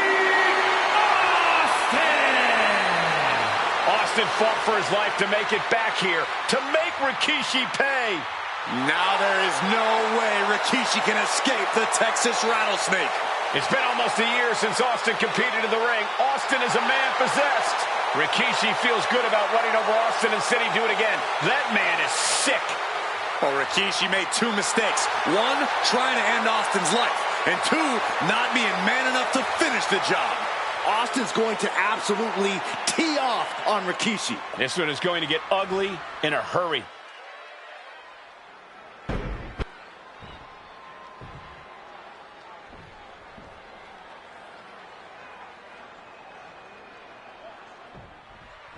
It's a miracle Austin survived being run over by Rikishi. Now a pissed off Texas Rattlesnake is on the loose and out for revenge. It took Austin almost a year to recover from the injuries he suffered in that heinous attack. You can't blame Austin for the damage he inflicts on Rikishi tonight. Byron, the lesser man wouldn't have survived. Stone Cold promised that Rikishi's days of walking above ground are over. This is no holds barred. We've talked so much about motives leading into this match. In my view, Rikishis are delusional. His family have been given equal opportunities, and they all took from the middle rope. Oh, what a splash! That was more splatter than splash.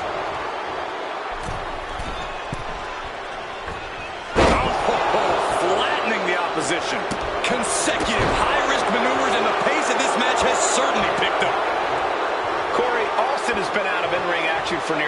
Does any possible ring rust factor into this match?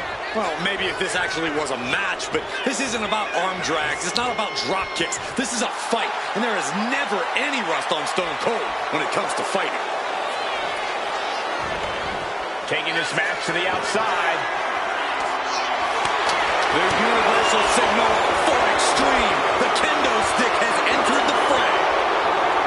And Byron, I just cannot see any legitimate reason to run over Stone Cold like Rikishi did last Survivor Series. I mean, Austin does ruffle the feathers of a lot of people, Michael, but I don't think any of his rivals would go to this disgusting lengths that Rikishi has gone to. Oh, gets put into the barricade. And he heads back into the ring. He's leaving the ring now. No countouts to worry about. Man. DDT! And right into the pin. Uh-oh. He's not even close to being done yet. Oh, God. Oh, using the knee as a weapon. And though the Rock wants nothing to do with this altercation, we have to mention the sadness Rikishi has brought to him. Rock might be innocent in this whole ordeal, but I feel that somewhere inside his soul, The Rock is happy with what Rikishi's done. The Rock is proud to have Rikishi in his the cover for the win. Now Austin's still alive. He's not letting fatigue set in or get the better of him.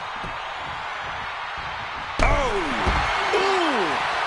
Climbing to the top turnbuckle now. Perched up top, through the air, and connects! Adrenaline can make you do crazy things. Exhibit A right there.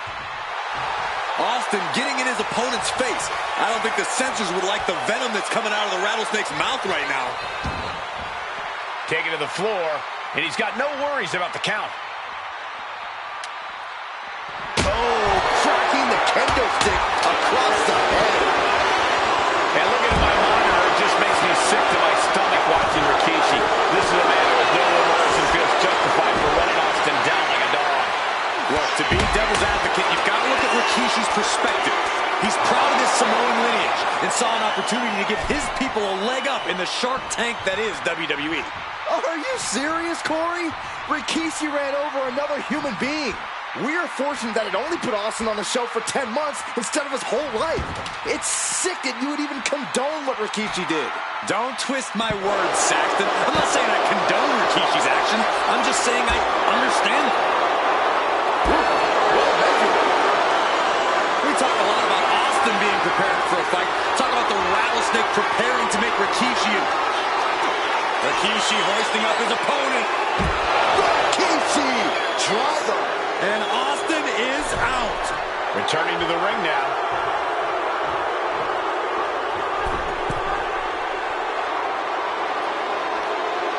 Oh man, Rikishi is a man on a mission now. He's reaching under the ring for anything useful. WWE Universe wants tables. Well, they've got tables. Sliding back into the ring.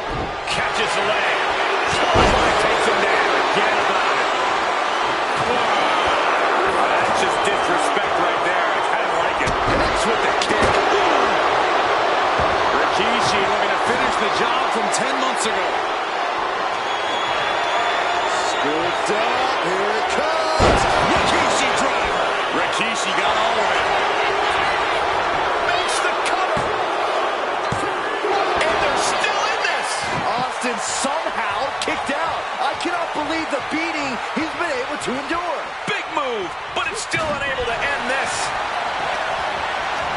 We're seeing one response after another. And back down. Oh, looking for a back body drop. Oh, Steve Austin's dead. Could this be the end? Yeah, no, he doesn't get the 3. What a match.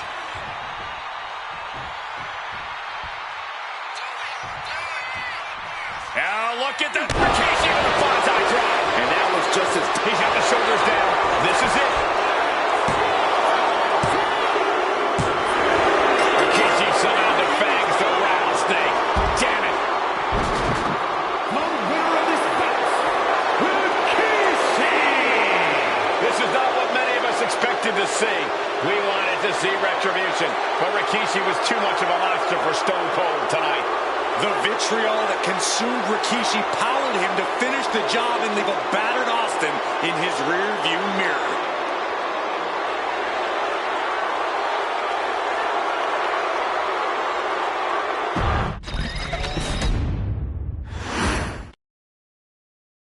His arrival signaled impending doom. His very presence was enough to intimidate even the bravest WWE competitor. His name itself simply meant the end. And if you found yourself standing across the ring from Umaga, you were most certainly coming to the end of your own road. The younger brother of Rikishi, Umaga, was every bit the Samoan bulldozer that his nickname would suggest, mauling opponents with ease, relishing the chaos that he created. A menace to the entire roster, an unrepentant badass, Umaga tortured his prey with high-impact collisions before ultimately sealing their fate with his vaunted Samoan spike, a vicious move used today by Solo Sikoa. Inside the ring, man, he was just a complete monster. Anybody that stood in front of him, he was going to wreck him no matter what he had to do. He was just a crazy, wild Samoan. Outside of the ring, man, just a loving guy to be around. A fun uncle, always joking, always barbecuing at his house. I always looked up to him. He was just so cool. Perhaps an unheralded aspect of Umaga's game was his mastery of mental warfare. Umaga loved to present a wild, out-of-control savage, one who needed manager Armando Alejandro Estrada to handle all the details while he destroyed opponents. Umaga was the perfect definition of the word aura. A two-time intercontinental heavyweight champion, Umaga established himself as one of the purest forms of dominance to ever set foot in a WWE ring. His intense clashes with Batista, the Heartbreak Kid Shawn Michaels, and Triple H, along with WWE Championship battles against John Cena, still live on in the memories of those who were fortunate enough to watch Umaga perform. And Umaga will live in immortality through every member of this family, whether it's with a huge Samoan drop, a running bulldozer into the corner, a Samoan spike, or even a war cry in the middle of battle. Umaga is forever. I wish he was here. I know he's watching from above. So you, our beloved Us in training, are asked one simple thing here in the WWE 2K25 showcase: to defeat John Cena. You've done that in this mode before, right? Simple. It was at New Year's Revolution in 2007 that Umaga and John Cena first collided for the WWE title. Umaga appeared to be too much for Cena in the minds of many pundits. Undefeated in WWE some 9 months after his debut, and things were going very well for Umaga. Until they weren't.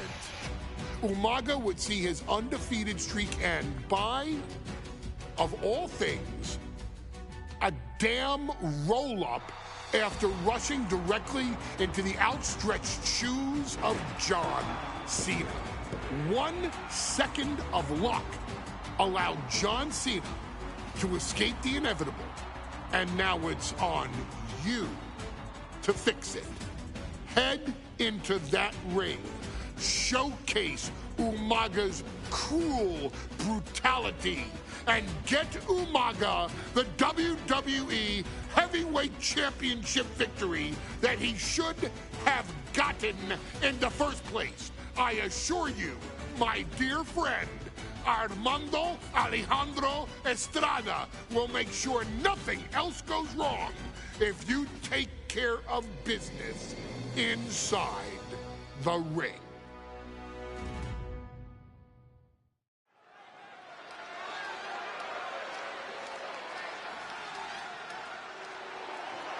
Well, ladies and gentlemen, here he is. He could be the next WWE champion, the near 400-pound Umaga. A man that since debuting right after WrestleMania 9 months ago has remained undefeated. And Umaga has been in the ring, Byron, with the best of WWE. This man looks, moves, and sounds like a movie monster. Except Umaga is for real. He is a Samoan bulldozer, an 18-wheel version with a mean streak. Big, athletic, strong, and probably going to outweigh John Cena by well over 100 pounds. Since 1963, the WWE title has only changed hands twice here in Kansas City.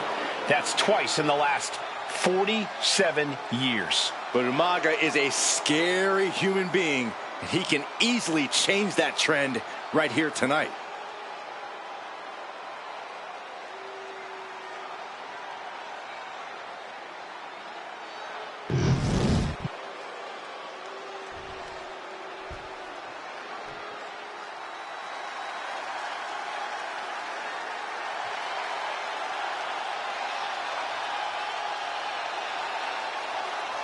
A phenomenal ovation in this arena because the champ is here. John Cena has a gigantic challenge awaiting him in the ring, but Cena doesn't have a reverse gear. Absolutely not. The champ only goes one way, and that's straight at you.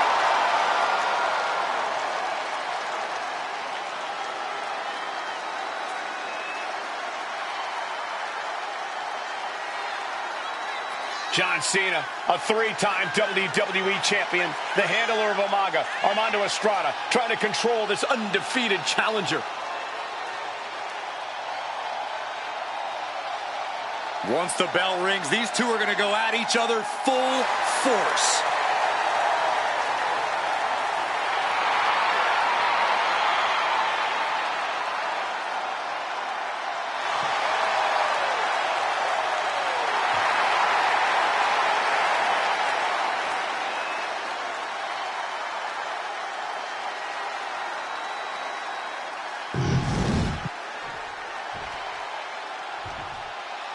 The following contest is scheduled for one fall, and it is for the WWE Championship.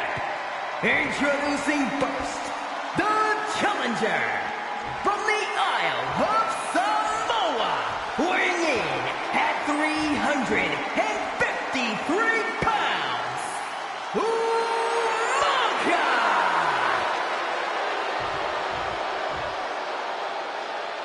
And from West Newbury, Massachusetts, weighing in at 248 pounds, he is the WWE Champion, John Cena!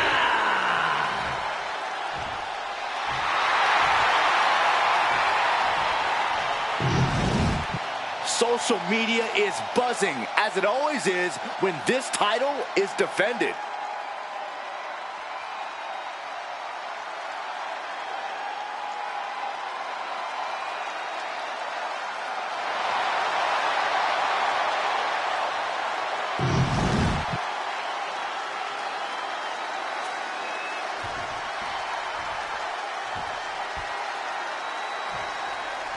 Here we go with the WWE Championship on the line. John Cena versus the Samoan bulldozer Umaga. Big fight feel here in this building. The undefeated Umaga has set his sights on Cena, and there's nothing left standing in his way. Umaga doesn't just want to beat John Cena. He wants to obliterate him like he has all his other opponents. But this is John Cena we're talking about. If anyone can stand up to Umaga's brutality and power, it's him. Cena's going to fight to defend his title with everything he's got. What a shot. And don't expect much of a wrestling match in this one. Expect more of a brawl. This is not going to look pretty. It's going to get ugly. This is two trains on a track to a head-on collision. Toe-to-toe, it's going to be bad, it's going to be bloody, and it will come down to who wants it more. No question John Cena has his work cut out for him taking on Umaga, who's been aptly named the Samoan Bulldozer for his relentless... Whoa, hold up out of nowhere! Kick out and one for the challenger. Not even a near fall there.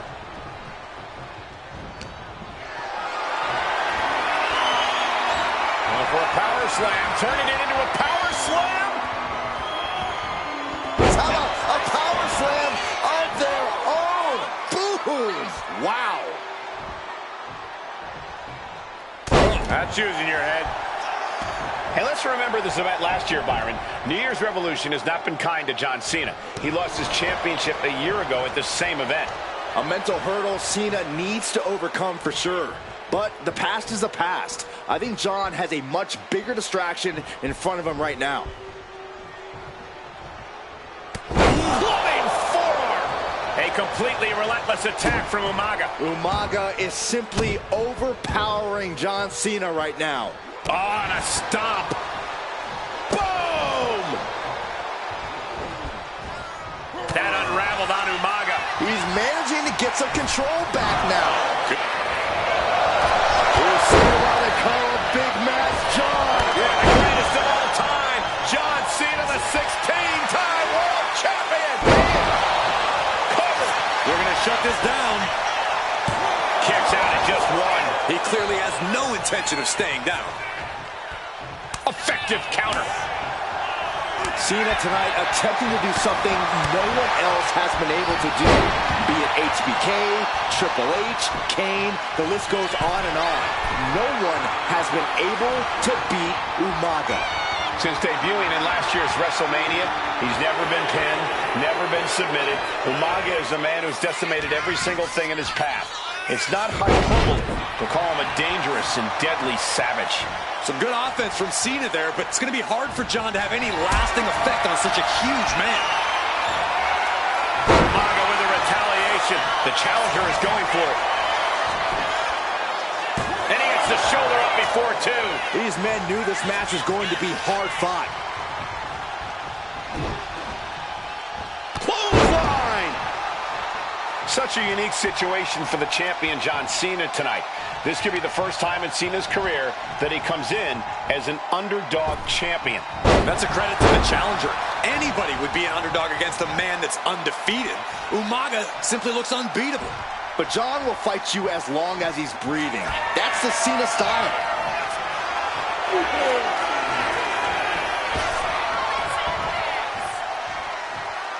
With a five-knuckle shot. Got the cover. Looking to hang on to the title. And he kicks out of the pin at one. I don't know what more this superstar could do to put him away. We're about... Turns that in his favor. Rearing way back. Samoan spike. Oh, we headed towards a title change. The cover. Gets to the rope and forces the break.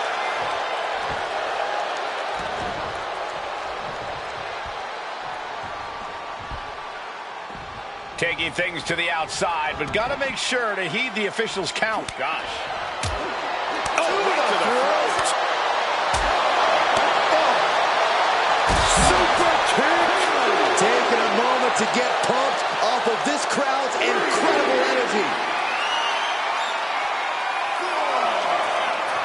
Uh-oh, winding up. There's a Samoan spike. Ouch. We might see a new champion crowned. Oh, no. It's never good when Umaga has that look in his eyes. 8, 9. Just manages to beat the count.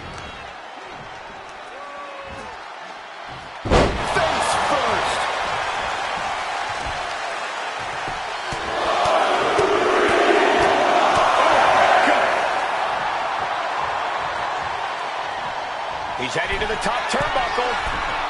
Cena. Oh, hold on. Think.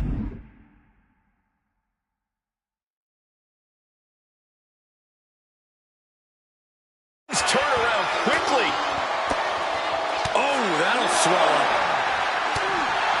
Two powerhouses, a championship on the line. We knew this would be a battle. Umaga and Cena aren't giving up any ground here. Forks the move by throwing an elbow into the midsection. Good golly, Miss Molly. Oh, sharp knee. Bam. And Cena's able to evade. He doesn't have much time to get back in the ring. And now he gets back into the ring. Ooh. Just like that, Cena gets intercepted. He's able to beat the count just in time. Oh, Brutal forearm. making the climb to the top rope.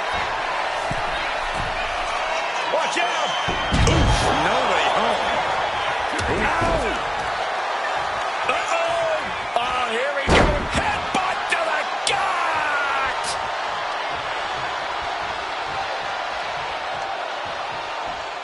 Nasty headbutt.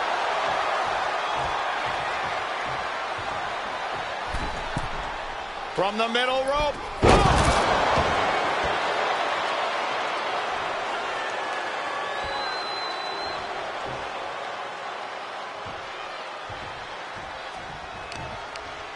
Caught off guard with a sharp knee.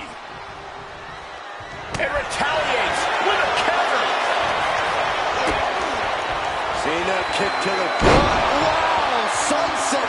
Shoulders down. Championship on the line. Kick out after one from the challenger. The muscle memory's got to be taken over now. Pure instinct to kick out before 3.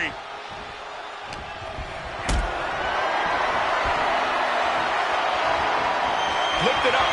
What's next? Sit out. Powerbomb. And has Cena truly hurt Umaga? Has he slowed the Samoan bulldozer down? Umaga with a reversal. Here we go. Whoa, what a landing. Took a leap of faith and connected perfectly. This could be just what they needed. Headbutt to the gut. And now this conflict has found its way right by our announce table. In another minute, the chaos could be right on top of us. Oof, back elbow puts a stop to things. Oh, saw it coming and got an elbow for their trouble. What a shot. In danger of being counted out. Now's the time to get back to the ring. Ouch. Big boot. Incredible.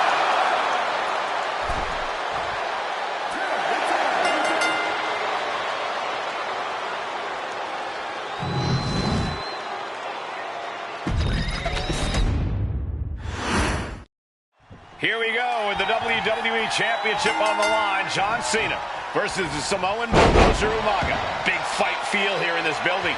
The undefeated Umaga has set his sights on Cena, and there's nothing left standing in his way. Umaga doesn't just want to beat John Cena. He wants to obliterate him, like he has all his other opponents. But this is John Cena we're talking about. If anyone can stand up to Umaga's brutality and power, it's his. Cena's going to fight to defend his title with everything he's got. Cena tonight attempting to do something no one else has been able to do.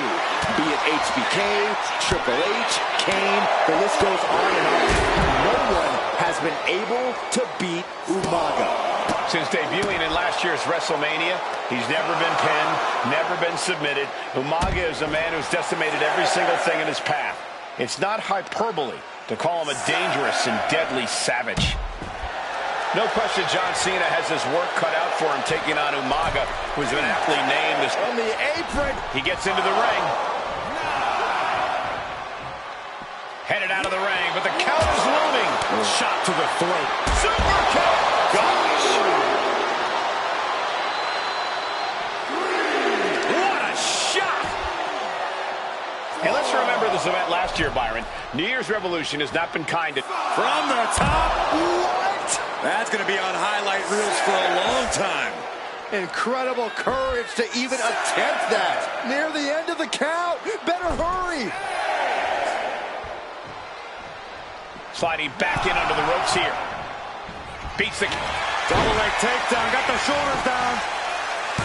For the title. New champ. Shoulders are down. Is this enough to retain? Kicks out on the pinfall attempt. Staying in this one. And Umaga is in control. Umaga is simply overpowering John Cena right now. Headbutt to the gut!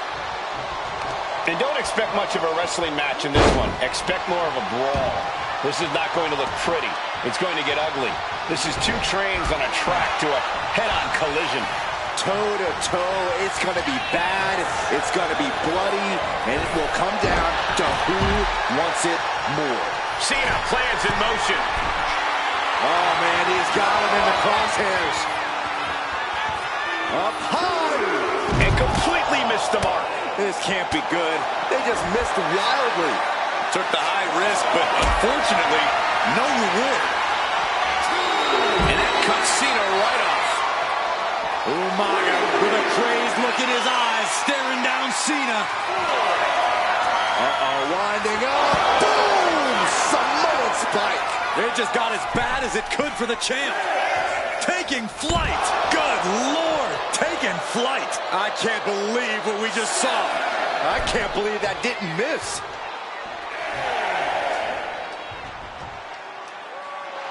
And Umaga is all business now.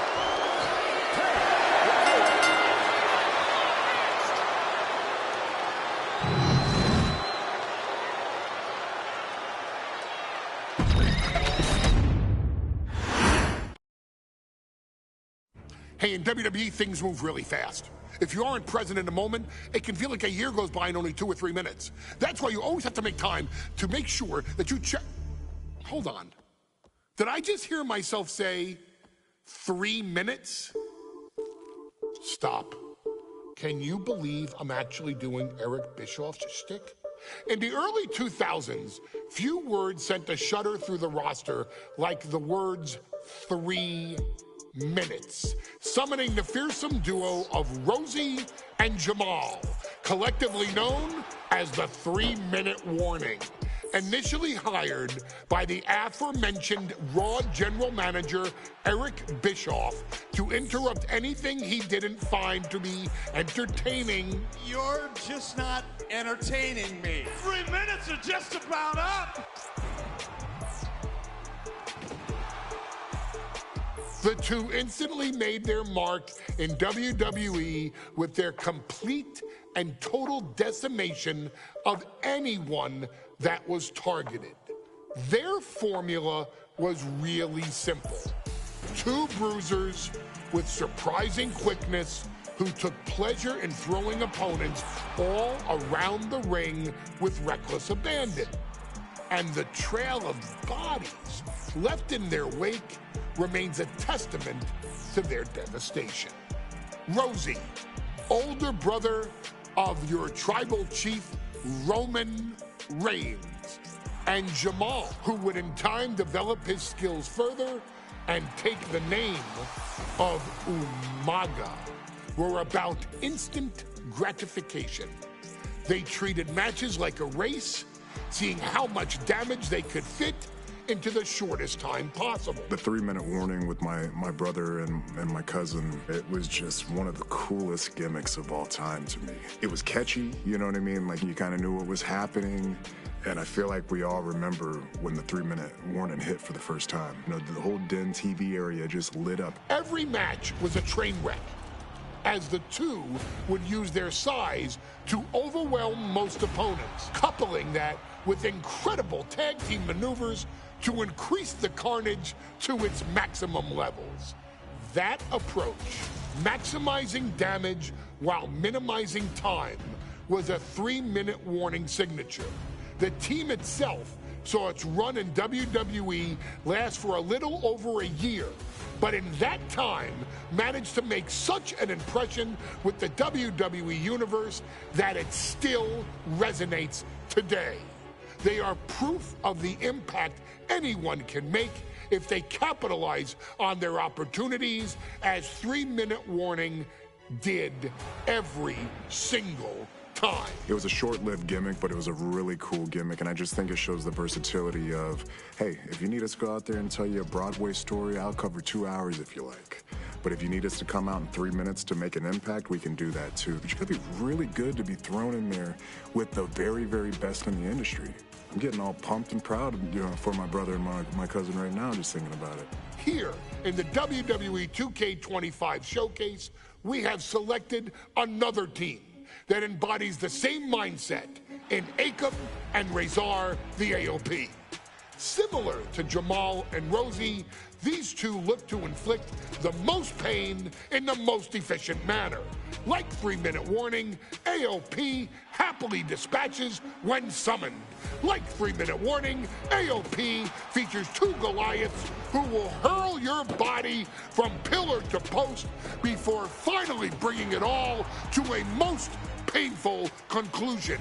It's up to you in this Extreme Rules contest to beat the AOP to the punch and showcase the Wrecking Crew approach that made 3-minute warning the premier bruiser squad in all of WWE.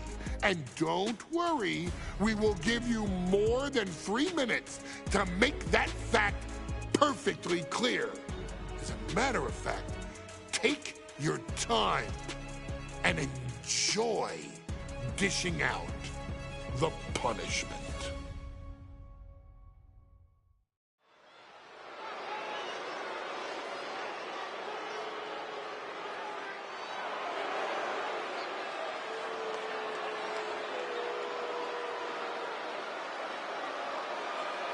AOP is here, ready to wreak havoc. And they want to prove 3-minute warning has nothing on them. 2 roughneck teams ready to use this Extreme Rules stipulation to the fullest.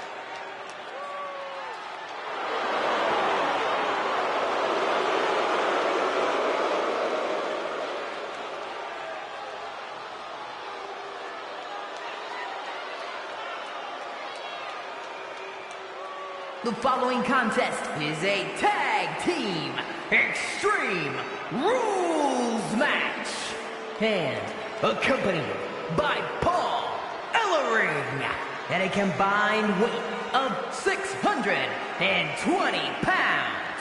Akam and Razor, the authors of pain.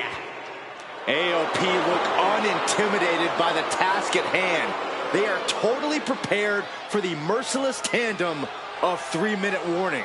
You know, there's actually a lot in common between these two teams in terms of tactics and physicality.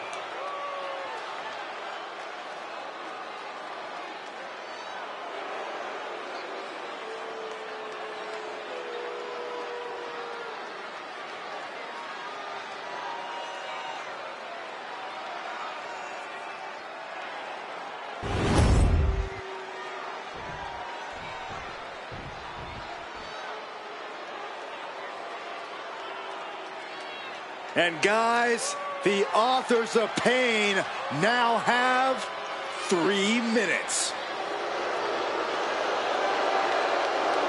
Hands at a combined weight of 770 pounds. Rosie and Jamal. 3-minute warning. Authors of Pain versus 3-minute warning is a recipe for brutality and ruthless carnage. And that's an irregular match, Cole. This is Extreme Rules. These 2 hit squads are going to tear each other apart. 3-minute warning made a career out of demolishing anyone who got in their way. Why would AOP be any different? Because that's exactly what AOP does too. They play the same game as 3-minute warning. Here we go with AOP and 3-minute warning going head-to-head. This is an Extreme Rules match, and it's a good thing it is, because neither one of these teams likes to play by the rules or limit their aggressive tendencies. Well, there is nothing on the minds of these men except dealing as much damage to one another as possible. Both 3-minute warning and the AOP excel at brutalizing their opponents, and in shoulders down. Kick out before a 2. Gotta do more to get the fall. AOP and 3-minute warning both love to bring the pain to their opponents, but I'm not sure AOP's ready for the pure chaos that is 3-minute warning. That ability to be totally unpredictable could play in 3-minute warning's favor. Interesting point, Corey. AOP likes to slowly grind their opponents into dust, but 3-minute warning are always looking for a quick, dominant win. Rosie and Jamal tell their victims that they will feel the 3-minute warning. What does that mean, Corey? Well, it means a lot of superstars will get run over by the pain train, and it's only going to feel like the longest 3 minutes of their lives. When you're as big and strong as Rosie and Jamal, that's how quickly it can be over. And Rosie being out-wrestled there. He's going for the pin. Manages to escape before the 3 count. You have to think this match is starting to take its toll. Inverted scoop slam. And Jamal is derailed for a moment by that attack. Yeah, and that can be a building block for Akam to build upon. Oh, stop right to the hand. The proverbial mud hole has been stopped, and now it's time to walk it dry. Just look at the size of all these superstars. The ring had to be reinforced before this match. Over 1,300 combined atoms colliding. These men are so big and so thick, it's a challenge to wrap your arms around them. It's really just best to find weapons and whack away. Yeah, and there's plenty of weapons to choose from tonight. Hard landing. And he gets delivered back into the ring. Not choosing your head. Oh! Rosie now on the offensive. Oof. Wrench in the arm. Clothesline. But did you guys just see the distance traveled on that toss? Great athleticism. And a series of vicious stomps. Watch for the hardcore style of 3-minute warning. Both of these men are from the hood, so to speak. Grew up in the streets, brought up to be tough. Rosie and Jamal have a rough technique for a pin attempt. Shoulder up, and the referee ends the count. I can't believe the ref didn't get 2 here. Oh, wicked clothesline. Oh, you can tell he's feeling it now. They're setting the table on fire. This is too damn far. This match is spilled out to our announcers area. Let's hope they take it back in the ring soon. Brought back into the ring from the floor now.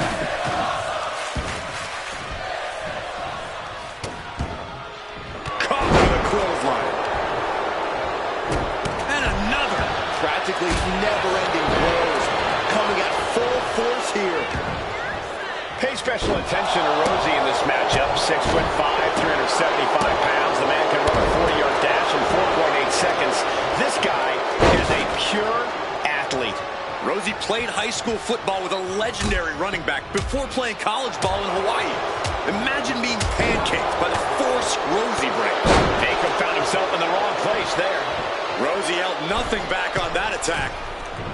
What a dive! I don't care how much you train, you can't prepare for a commercial airliner to come crashing down on you like that.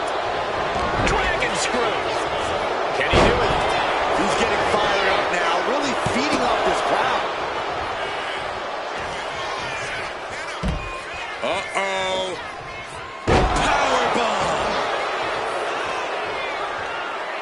All focus bent on putting an end to Jamal here. It's like I always say, he who has the sledgehammer has the last laugh. Going for the cover here.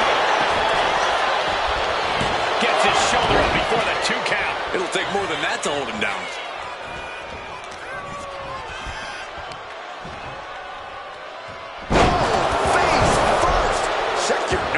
His opponent keeps piling it on him. I'm positive this wasn't in his game plan, but if he wants to survive this match, he needs to come up with a new plan ASAP. And any one of those shots could take you out for good. And he moves in for the cover. And keeps his partner alive.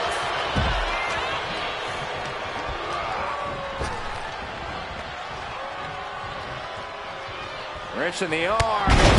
Clothesline. Oh, man, he is fired up now. Nice takedown, stacked for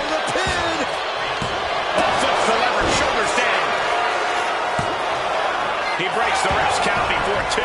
Still not enough to pull him away. He's countering him. He's got him. He's finding himself in some territory he does not want to be in. Yeah, but no one has ever won an Extreme Rules match by playing it safe. Combination of shots there. Heavy knee strike. Oh, man. Adding more injury to injury with that hammer. Oh, my God. He's starting to look better. Yeah, Extreme Rules matches eventually take their toll on everyone. He goes back into the ring here. Driven into the steel steps. No count out as he takes things out of the ring. He's out of the ring. What does he have in mind now?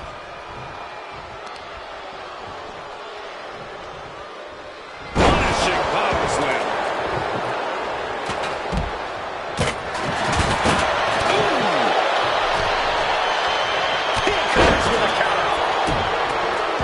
Moves from the ring to the outside. Down the pole. And a double axe handle smash. Just bashing them with that hammer. Oh, man. And this is really getting out of hand here. Someone needs to step in. Kick to the stomach. Now rearrange the spine. Razor going for the pin. This could be over. He kicks out at 2. I didn't think we'd see a kick out there. This is a whole new level of chaos and brutality. Oh, Razor gets cut off. Right in the breadbasket.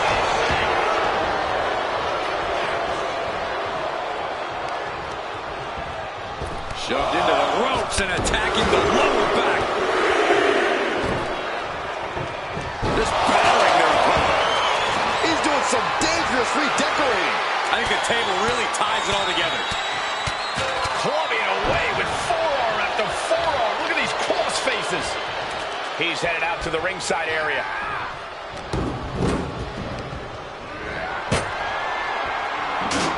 Oh, quick way to respond with a reversal. Back into the ring now.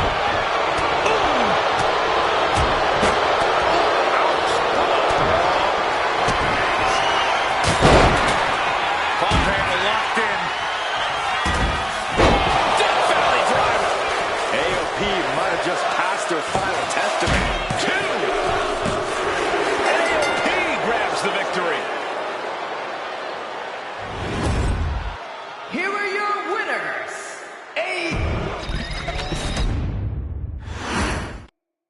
We got 3-minute warning and the authors of pain clashing tonight in what should be a harrowing Extreme Rules match. Considering the teams involved here, it comes as no surprise that we have medical teams standing by backstage.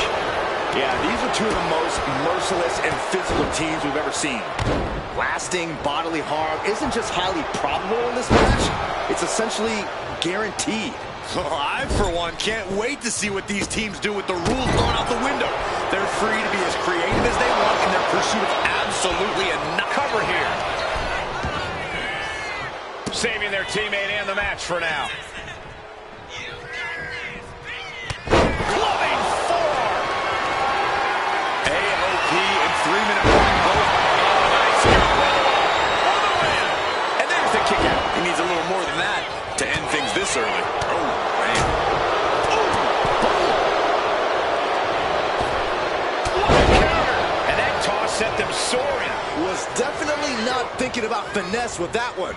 Was only thinking about dominance. Ooh, great anticipation. Grabbing an item from under the ring is perfectly within the duties of being a manager. Nice hip toss. Rosie and Jamal tell their victims that they will feel the 3-minute warning. What does that mean, Corey? Well, it means a lot of superstars will get run over by the pain train, and it's only going to feel like the longest 3 minutes of their lives. When you're as big and strong as Rosie and Jamal, that's how quickly it can be over. Oh, elbow drop right on point.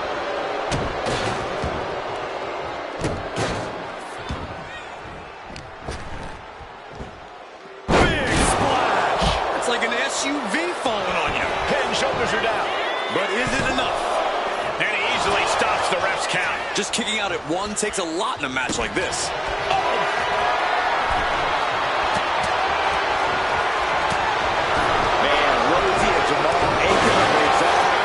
representing the biggest, most imposing teams WWE has ever seen. Both teams don't care what the name is, don't care who the target is. Their goal always remains the same, and that is complete destruction of the opposition. We call them equal opportunity ass kickers. Shoulders down. Is it enough? Raises the shoulder before the 1 count. Channeling his energy to stay in this matchup. And he comes in under the ropes now. Down to boot and a double axe handle smash. That was a hell of a maneuver there, guys.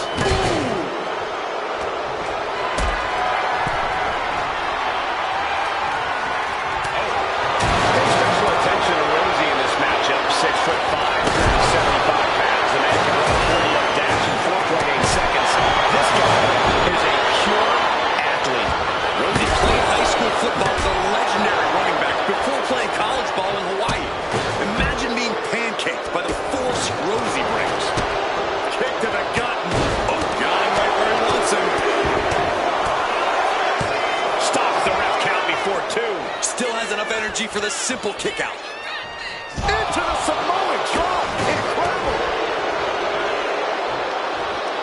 Backbreaker. Rosie now into the cover. He gets the kick out after the 1. He's still got more left in the tank. Watch for the hardcore style of 3-minute warning. Both of these men are from the hood, so to speak. Grew up in the streets, brought up to be tough. Rosie and Jamal have a rough tenacity. A duo that couldn't care less about headlocks. They're just all about beating the hell out of you. 3-minute warnings, thug-like tactics need to be respected. Rosie and Jamal only care about one thing, and that's the winner's purse. Shot right to the ribs. Nice takedown. Stack them up. Countered into a new cover. And a strong kick out in 1. No time to waste being shot. You've got to maintain pressure. He is looking to do some serious harm. Oh my goodness, what an impactful FTO. And Rosie took a well-placed hit there. Left hand right to the gut. Turns that away. Retaliation for Rizar. Oh my goodness. We knew this would be a grueling and punishing match, but AOP and 3-minute warning are exceeding all expectations. Delivering nasty stunts.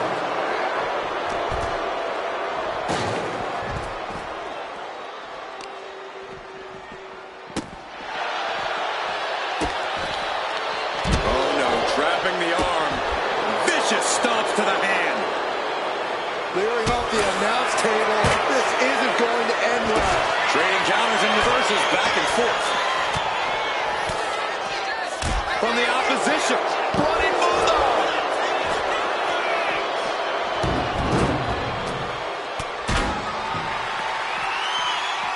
And he slides him back to the mat. What's Rizar setting up here? DDT. Down on the wind. This is a whole new level. This is it. He could put him away right here. Got it. No, just a 2. What? What? Oh, what do you say? This is amazing. What a match. Rosie. Bump handle locked in. Death Valley driver. That's it. 3-minute warning or done. 2. Kicks out. He still has life. He refuses to stay down. Pure instinct. Has an answer for Akam. The audacity. Full speed running body press. And he gets set back into the ring. Oh, stomping right onto the arm. Now count out as he can this pin put Jamal away. And he only stays down for a 1 count. There is no quit in this man tonight. Rizar has him sized up. Off the leg. Choke slam. Finish him. AOP might have just passed their final testament. Oh, double axe handle. And this has quickly become a match to be remembered. Cover, win the match. That's gotta be it.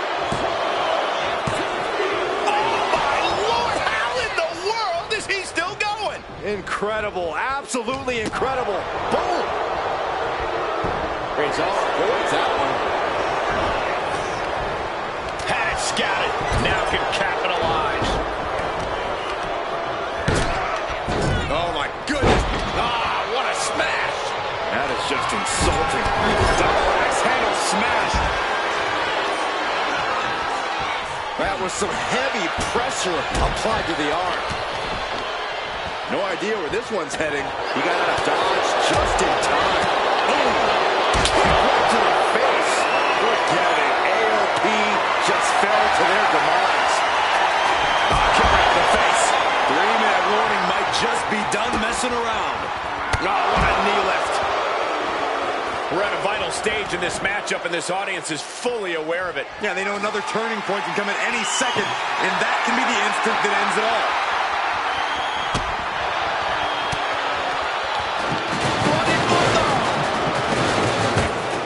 Solid punch. Countered into a jawbreaker. Whoa, that was a stiff chair shot to the dome. Boom! Gets out of dodge. Oof. With a velocity into the table. Right to the knee. Ascending the ropes. Flying Spinebuster. The 1-2 punch of high risk, high reward.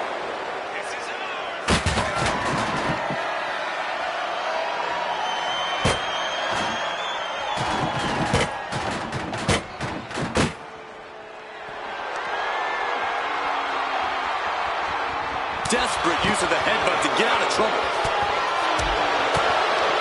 Double axe handle. Going straight for the body, doing a little more softening up in the torso area.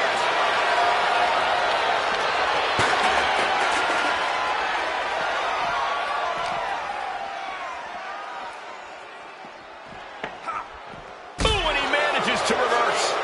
Oh man, meeting the barricade. Off the barricade. Run out of ringside and back to the mat. Oh, what a right. And some attitude behind it. Oh, boom. Jamal getting the crowd riled up now. Rosie escapes the attack. And he tosses him back in now.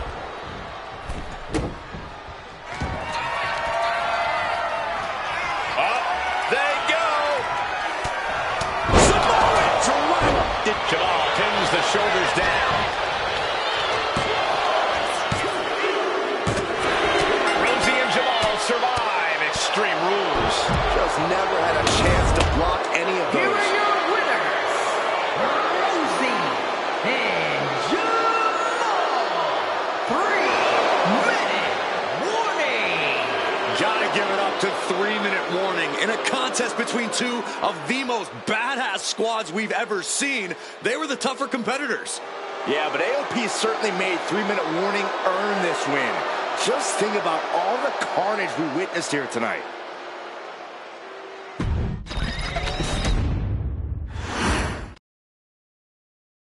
We've come to the part of the showcase where we get to talk about Tamina.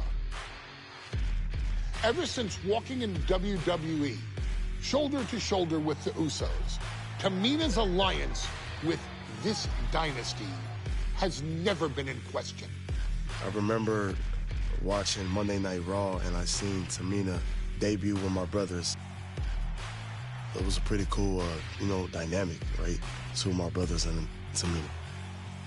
Together, Tamina and the Usos helped each other navigate through a trial-filled first year in WWE, making sure they all survived together. In later years, Tamina has formed alliances with both Naomi and Nia Jax, honoring this family's connection. While Tamina has looked to create her own name in the industry, she has never missed a chance to acknowledge her place in this family either. Trained by Afa and Sika, the wild Samoans, Tamina was instilled with the same instincts that have carried each member of this family to wrestling glory. Her in-ring approach is similar to many in the bloodline. Quick striking, high-impact attacks, and smothering holds.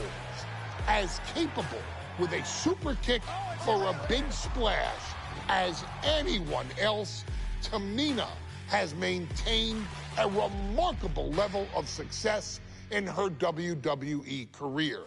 A constant contender, Tamina has competed for the Women's Championship on many occasions. She's also held the Women's Tag Team Championships along with 9 separate reigns as the 24/7 champion. Tamina has proven capable in any environment against any opponent. Tamina is always the perfect test for a rising contender. Defeating Tamina proves that you're at the top of your game, and she will always expose those who aren't quite ready yet. Taking her lightly is the easiest way to book your visit to the local medical facility. Tamina has taken part in many memorable moments, but in the 2K25 showcase, we're going to give you the chance to make history. In the first ever women's Money in the Bank match, Carmella, of all people, would walk out victorious after letting someone else do all the work. Tamina, Becky Lynch, Natalya, and Charlotte Flair were all robbed of a great opportunity that night by Carmella. So this is your chance to make it right. Showcase Tamina's grit and take out the other 4 ladies in this ladder match to become the first ever winner of the Women's Money in the Bank. Carmella might still sneak out with the win, but if she does, she's doing it on her own because we're not allowing anyone else at ringside for this match in our showcase.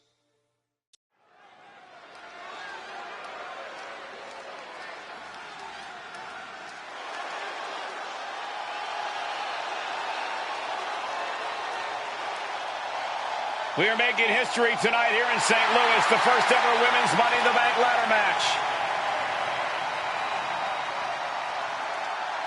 The following is the first ever Women's Money in the Bank ladder match.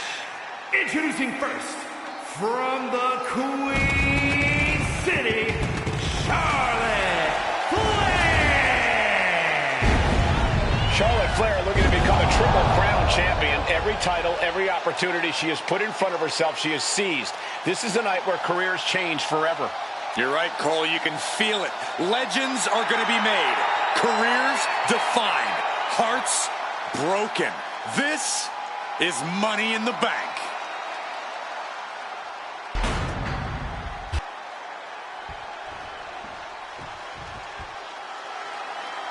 And Byron, Becky Lynch with a very astute point. I rip off arms. You can't exactly climb a ladder with no arms.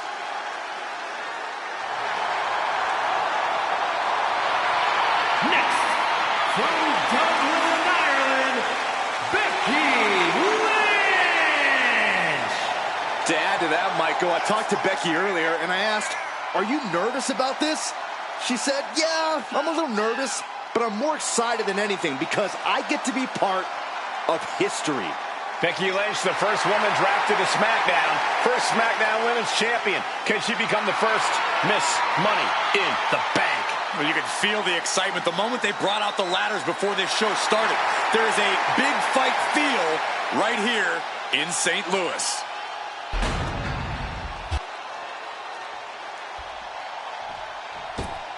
There's a big fight coming. Tamina, perhaps the most dominant superstar in this match. And I guarantee she is not fazed by taking on 4 different opponents in a ladder match. from the Pacific Islands, Tamina! This is a milestone moment that is being watched all over the world. And Tamina is hoping to live up to her family's legacy. She wants that briefcase. She wants that title. It's in her blood.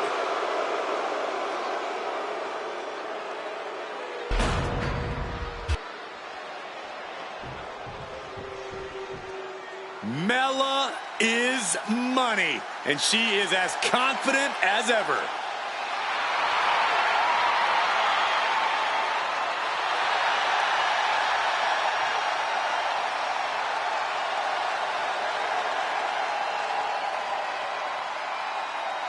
Making her way to the ring from Staten Island, Carmella! Byron, Carmella's made a couple of good points recently, saying, I was the last woman drafted in the WWE draft last summer. How big of a chip is on her shoulder? Oh, she's got a huge chip on her shoulder. And also, don't forget, Carmella has had some major victories lately, so she has all the fuel you could need heading into a match of this type.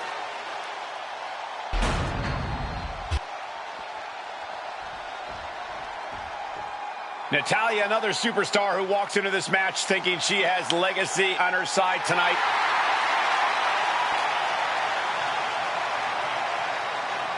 And from Calgary, Alberta, Canada, Natalya!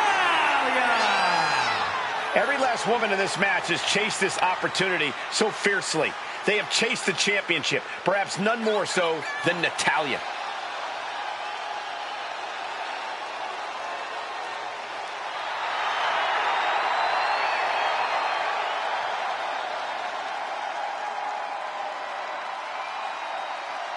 Winning Money in the Bank would certainly go a long way to helping Natalya prove she too is the best there is, the best there was, and the best there ever will be.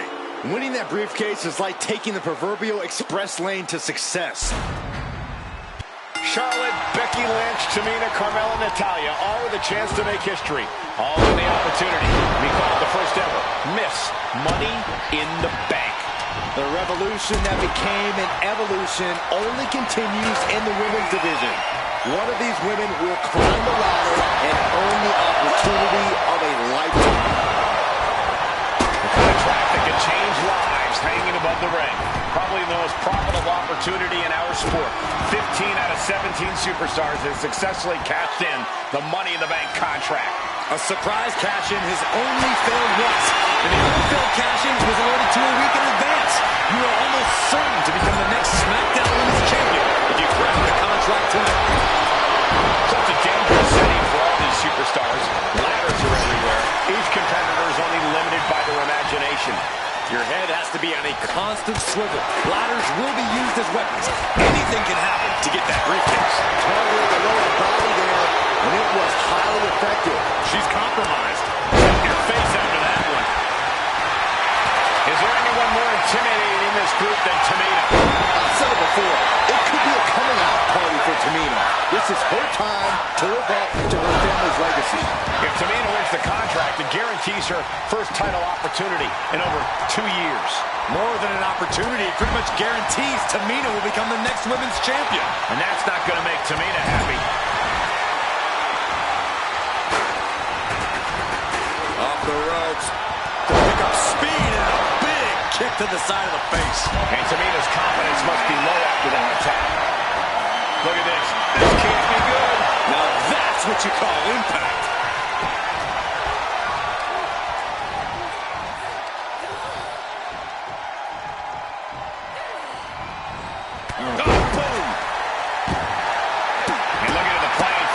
The majority of these women love to utilize their submission offense to put opponents away.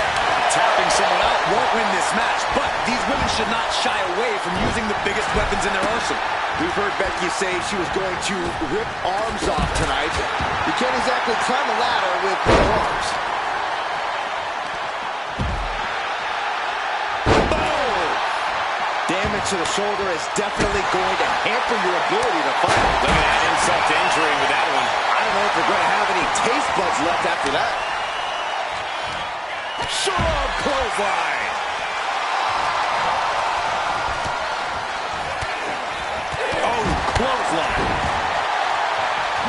safe haven in this match. These ladders can be your best friend or your worst enemy.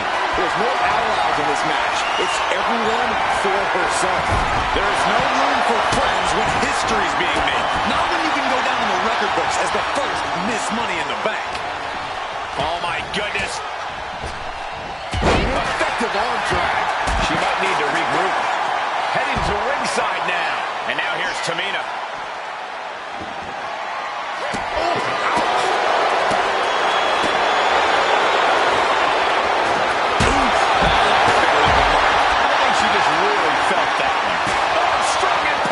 Considered an unexpectedly rookie mistake from the veteran Natalya.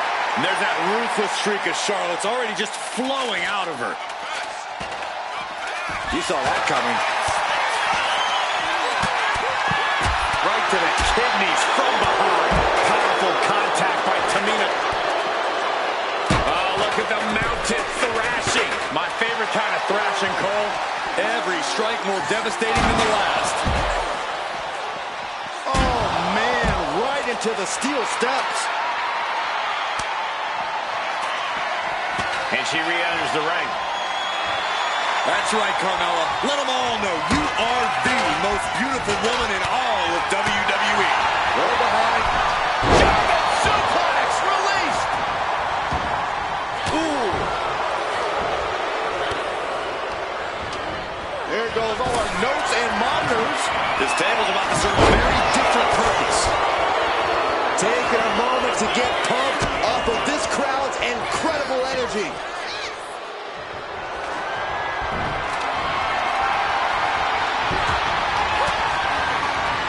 A defensive elbow to the gut ends that.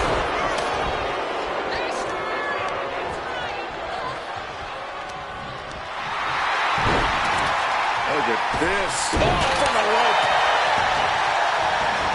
Looks like she wants to take things to the floor here.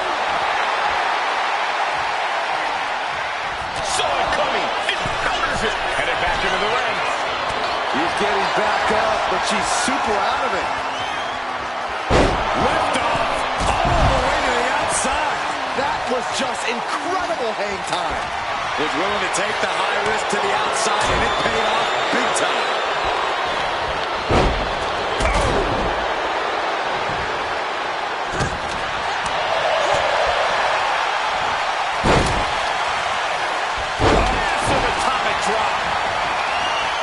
She's headed out of the ring. Countouts are not a factor for her.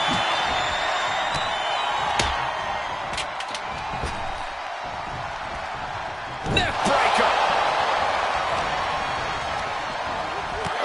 Guys, they're getting a little too close for comfort. Stop hiding behind Cole, Saxton. Oh, what a chop block. And once again, she's put on the back foot. And all of this pain and discomfort will make a sudden... The boat, Natalya, doing what she does best. Ladder set right in the middle of the ring. Starts to climb, but she's trying to ask for mercy, but not even tapping out can help her. She'll take things into the ring. On the ladder now. Let's see if this is right for the picking. And sure.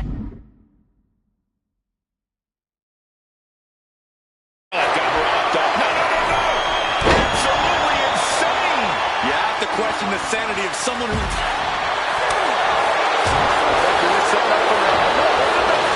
a minute! Ladder's in position.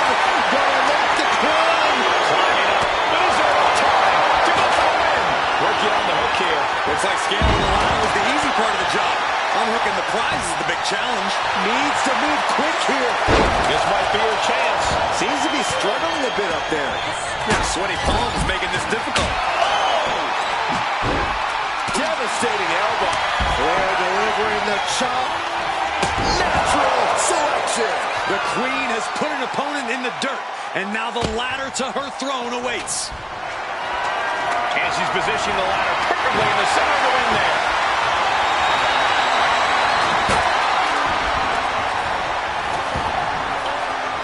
History on the line. Guaranteed championship. Becky Lynch looking to end this one. This could do it. Uh-oh. Samoan drop. Oh, what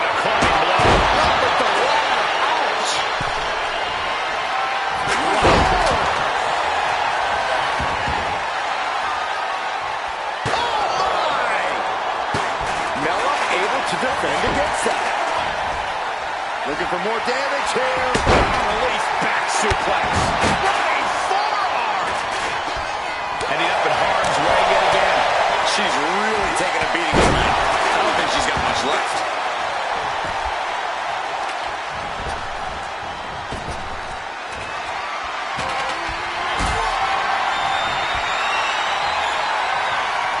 Lifted and completely helpless here. Charlotte Flair with a trademark chopping. Natural selection. Becky's hope to reclaim her women's championship is looking a whole lot bleaker now. Up for the take off. Lands the knee drop.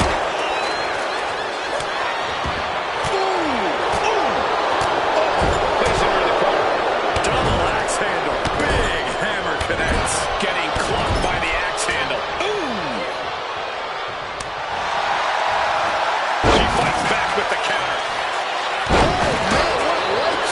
A non-stop assault from Tamina here. Charlotte trying to withstand this surge. And now Tamina sent ringside. Ladders. This could be the beginning of the end. Gonna try and unhook it now. Victory is literally within reach. Every second up there is... She releases the hold. No harm in changing things up if a submission isn't working the way you want it to. Big back body drop. You see the height on that?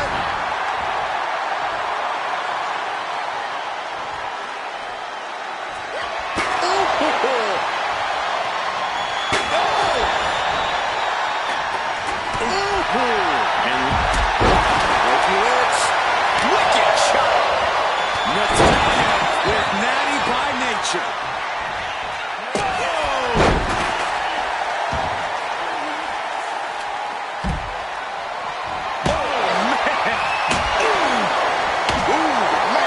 Taking full advantage of the foreign object in play here.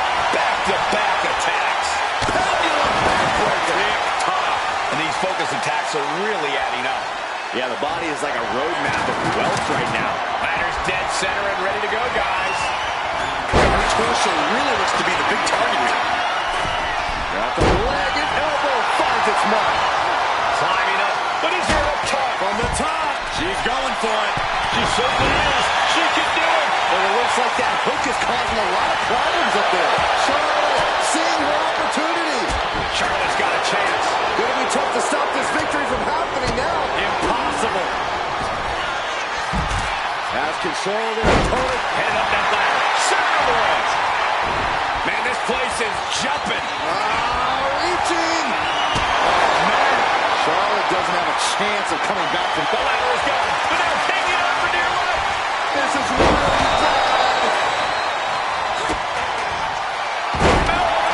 Buster. Double axe handle finds them all. Right to the leg.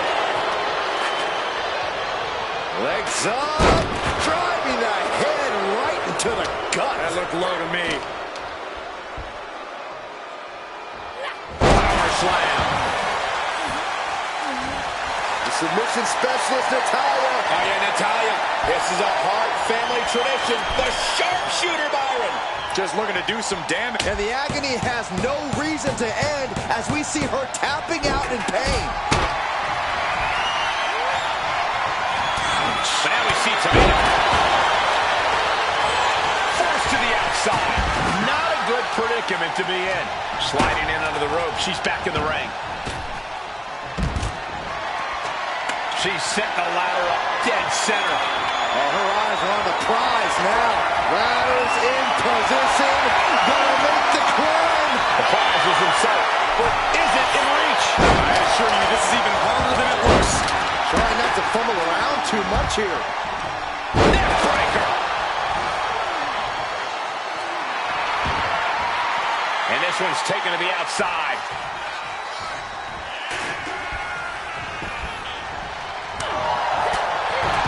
Predicted what was coming. Ooh, what a damaging blow.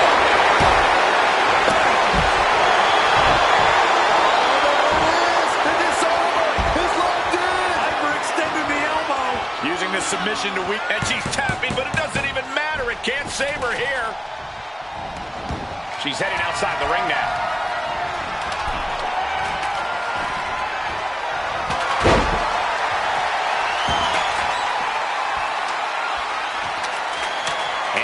the ladder to the middle of the ring. Perfect setup, Cole, but the job's only half done. Climbing up, but is there enough time to go for the win? Full focus on obtaining the block. It's just a matter of time now. No room for error.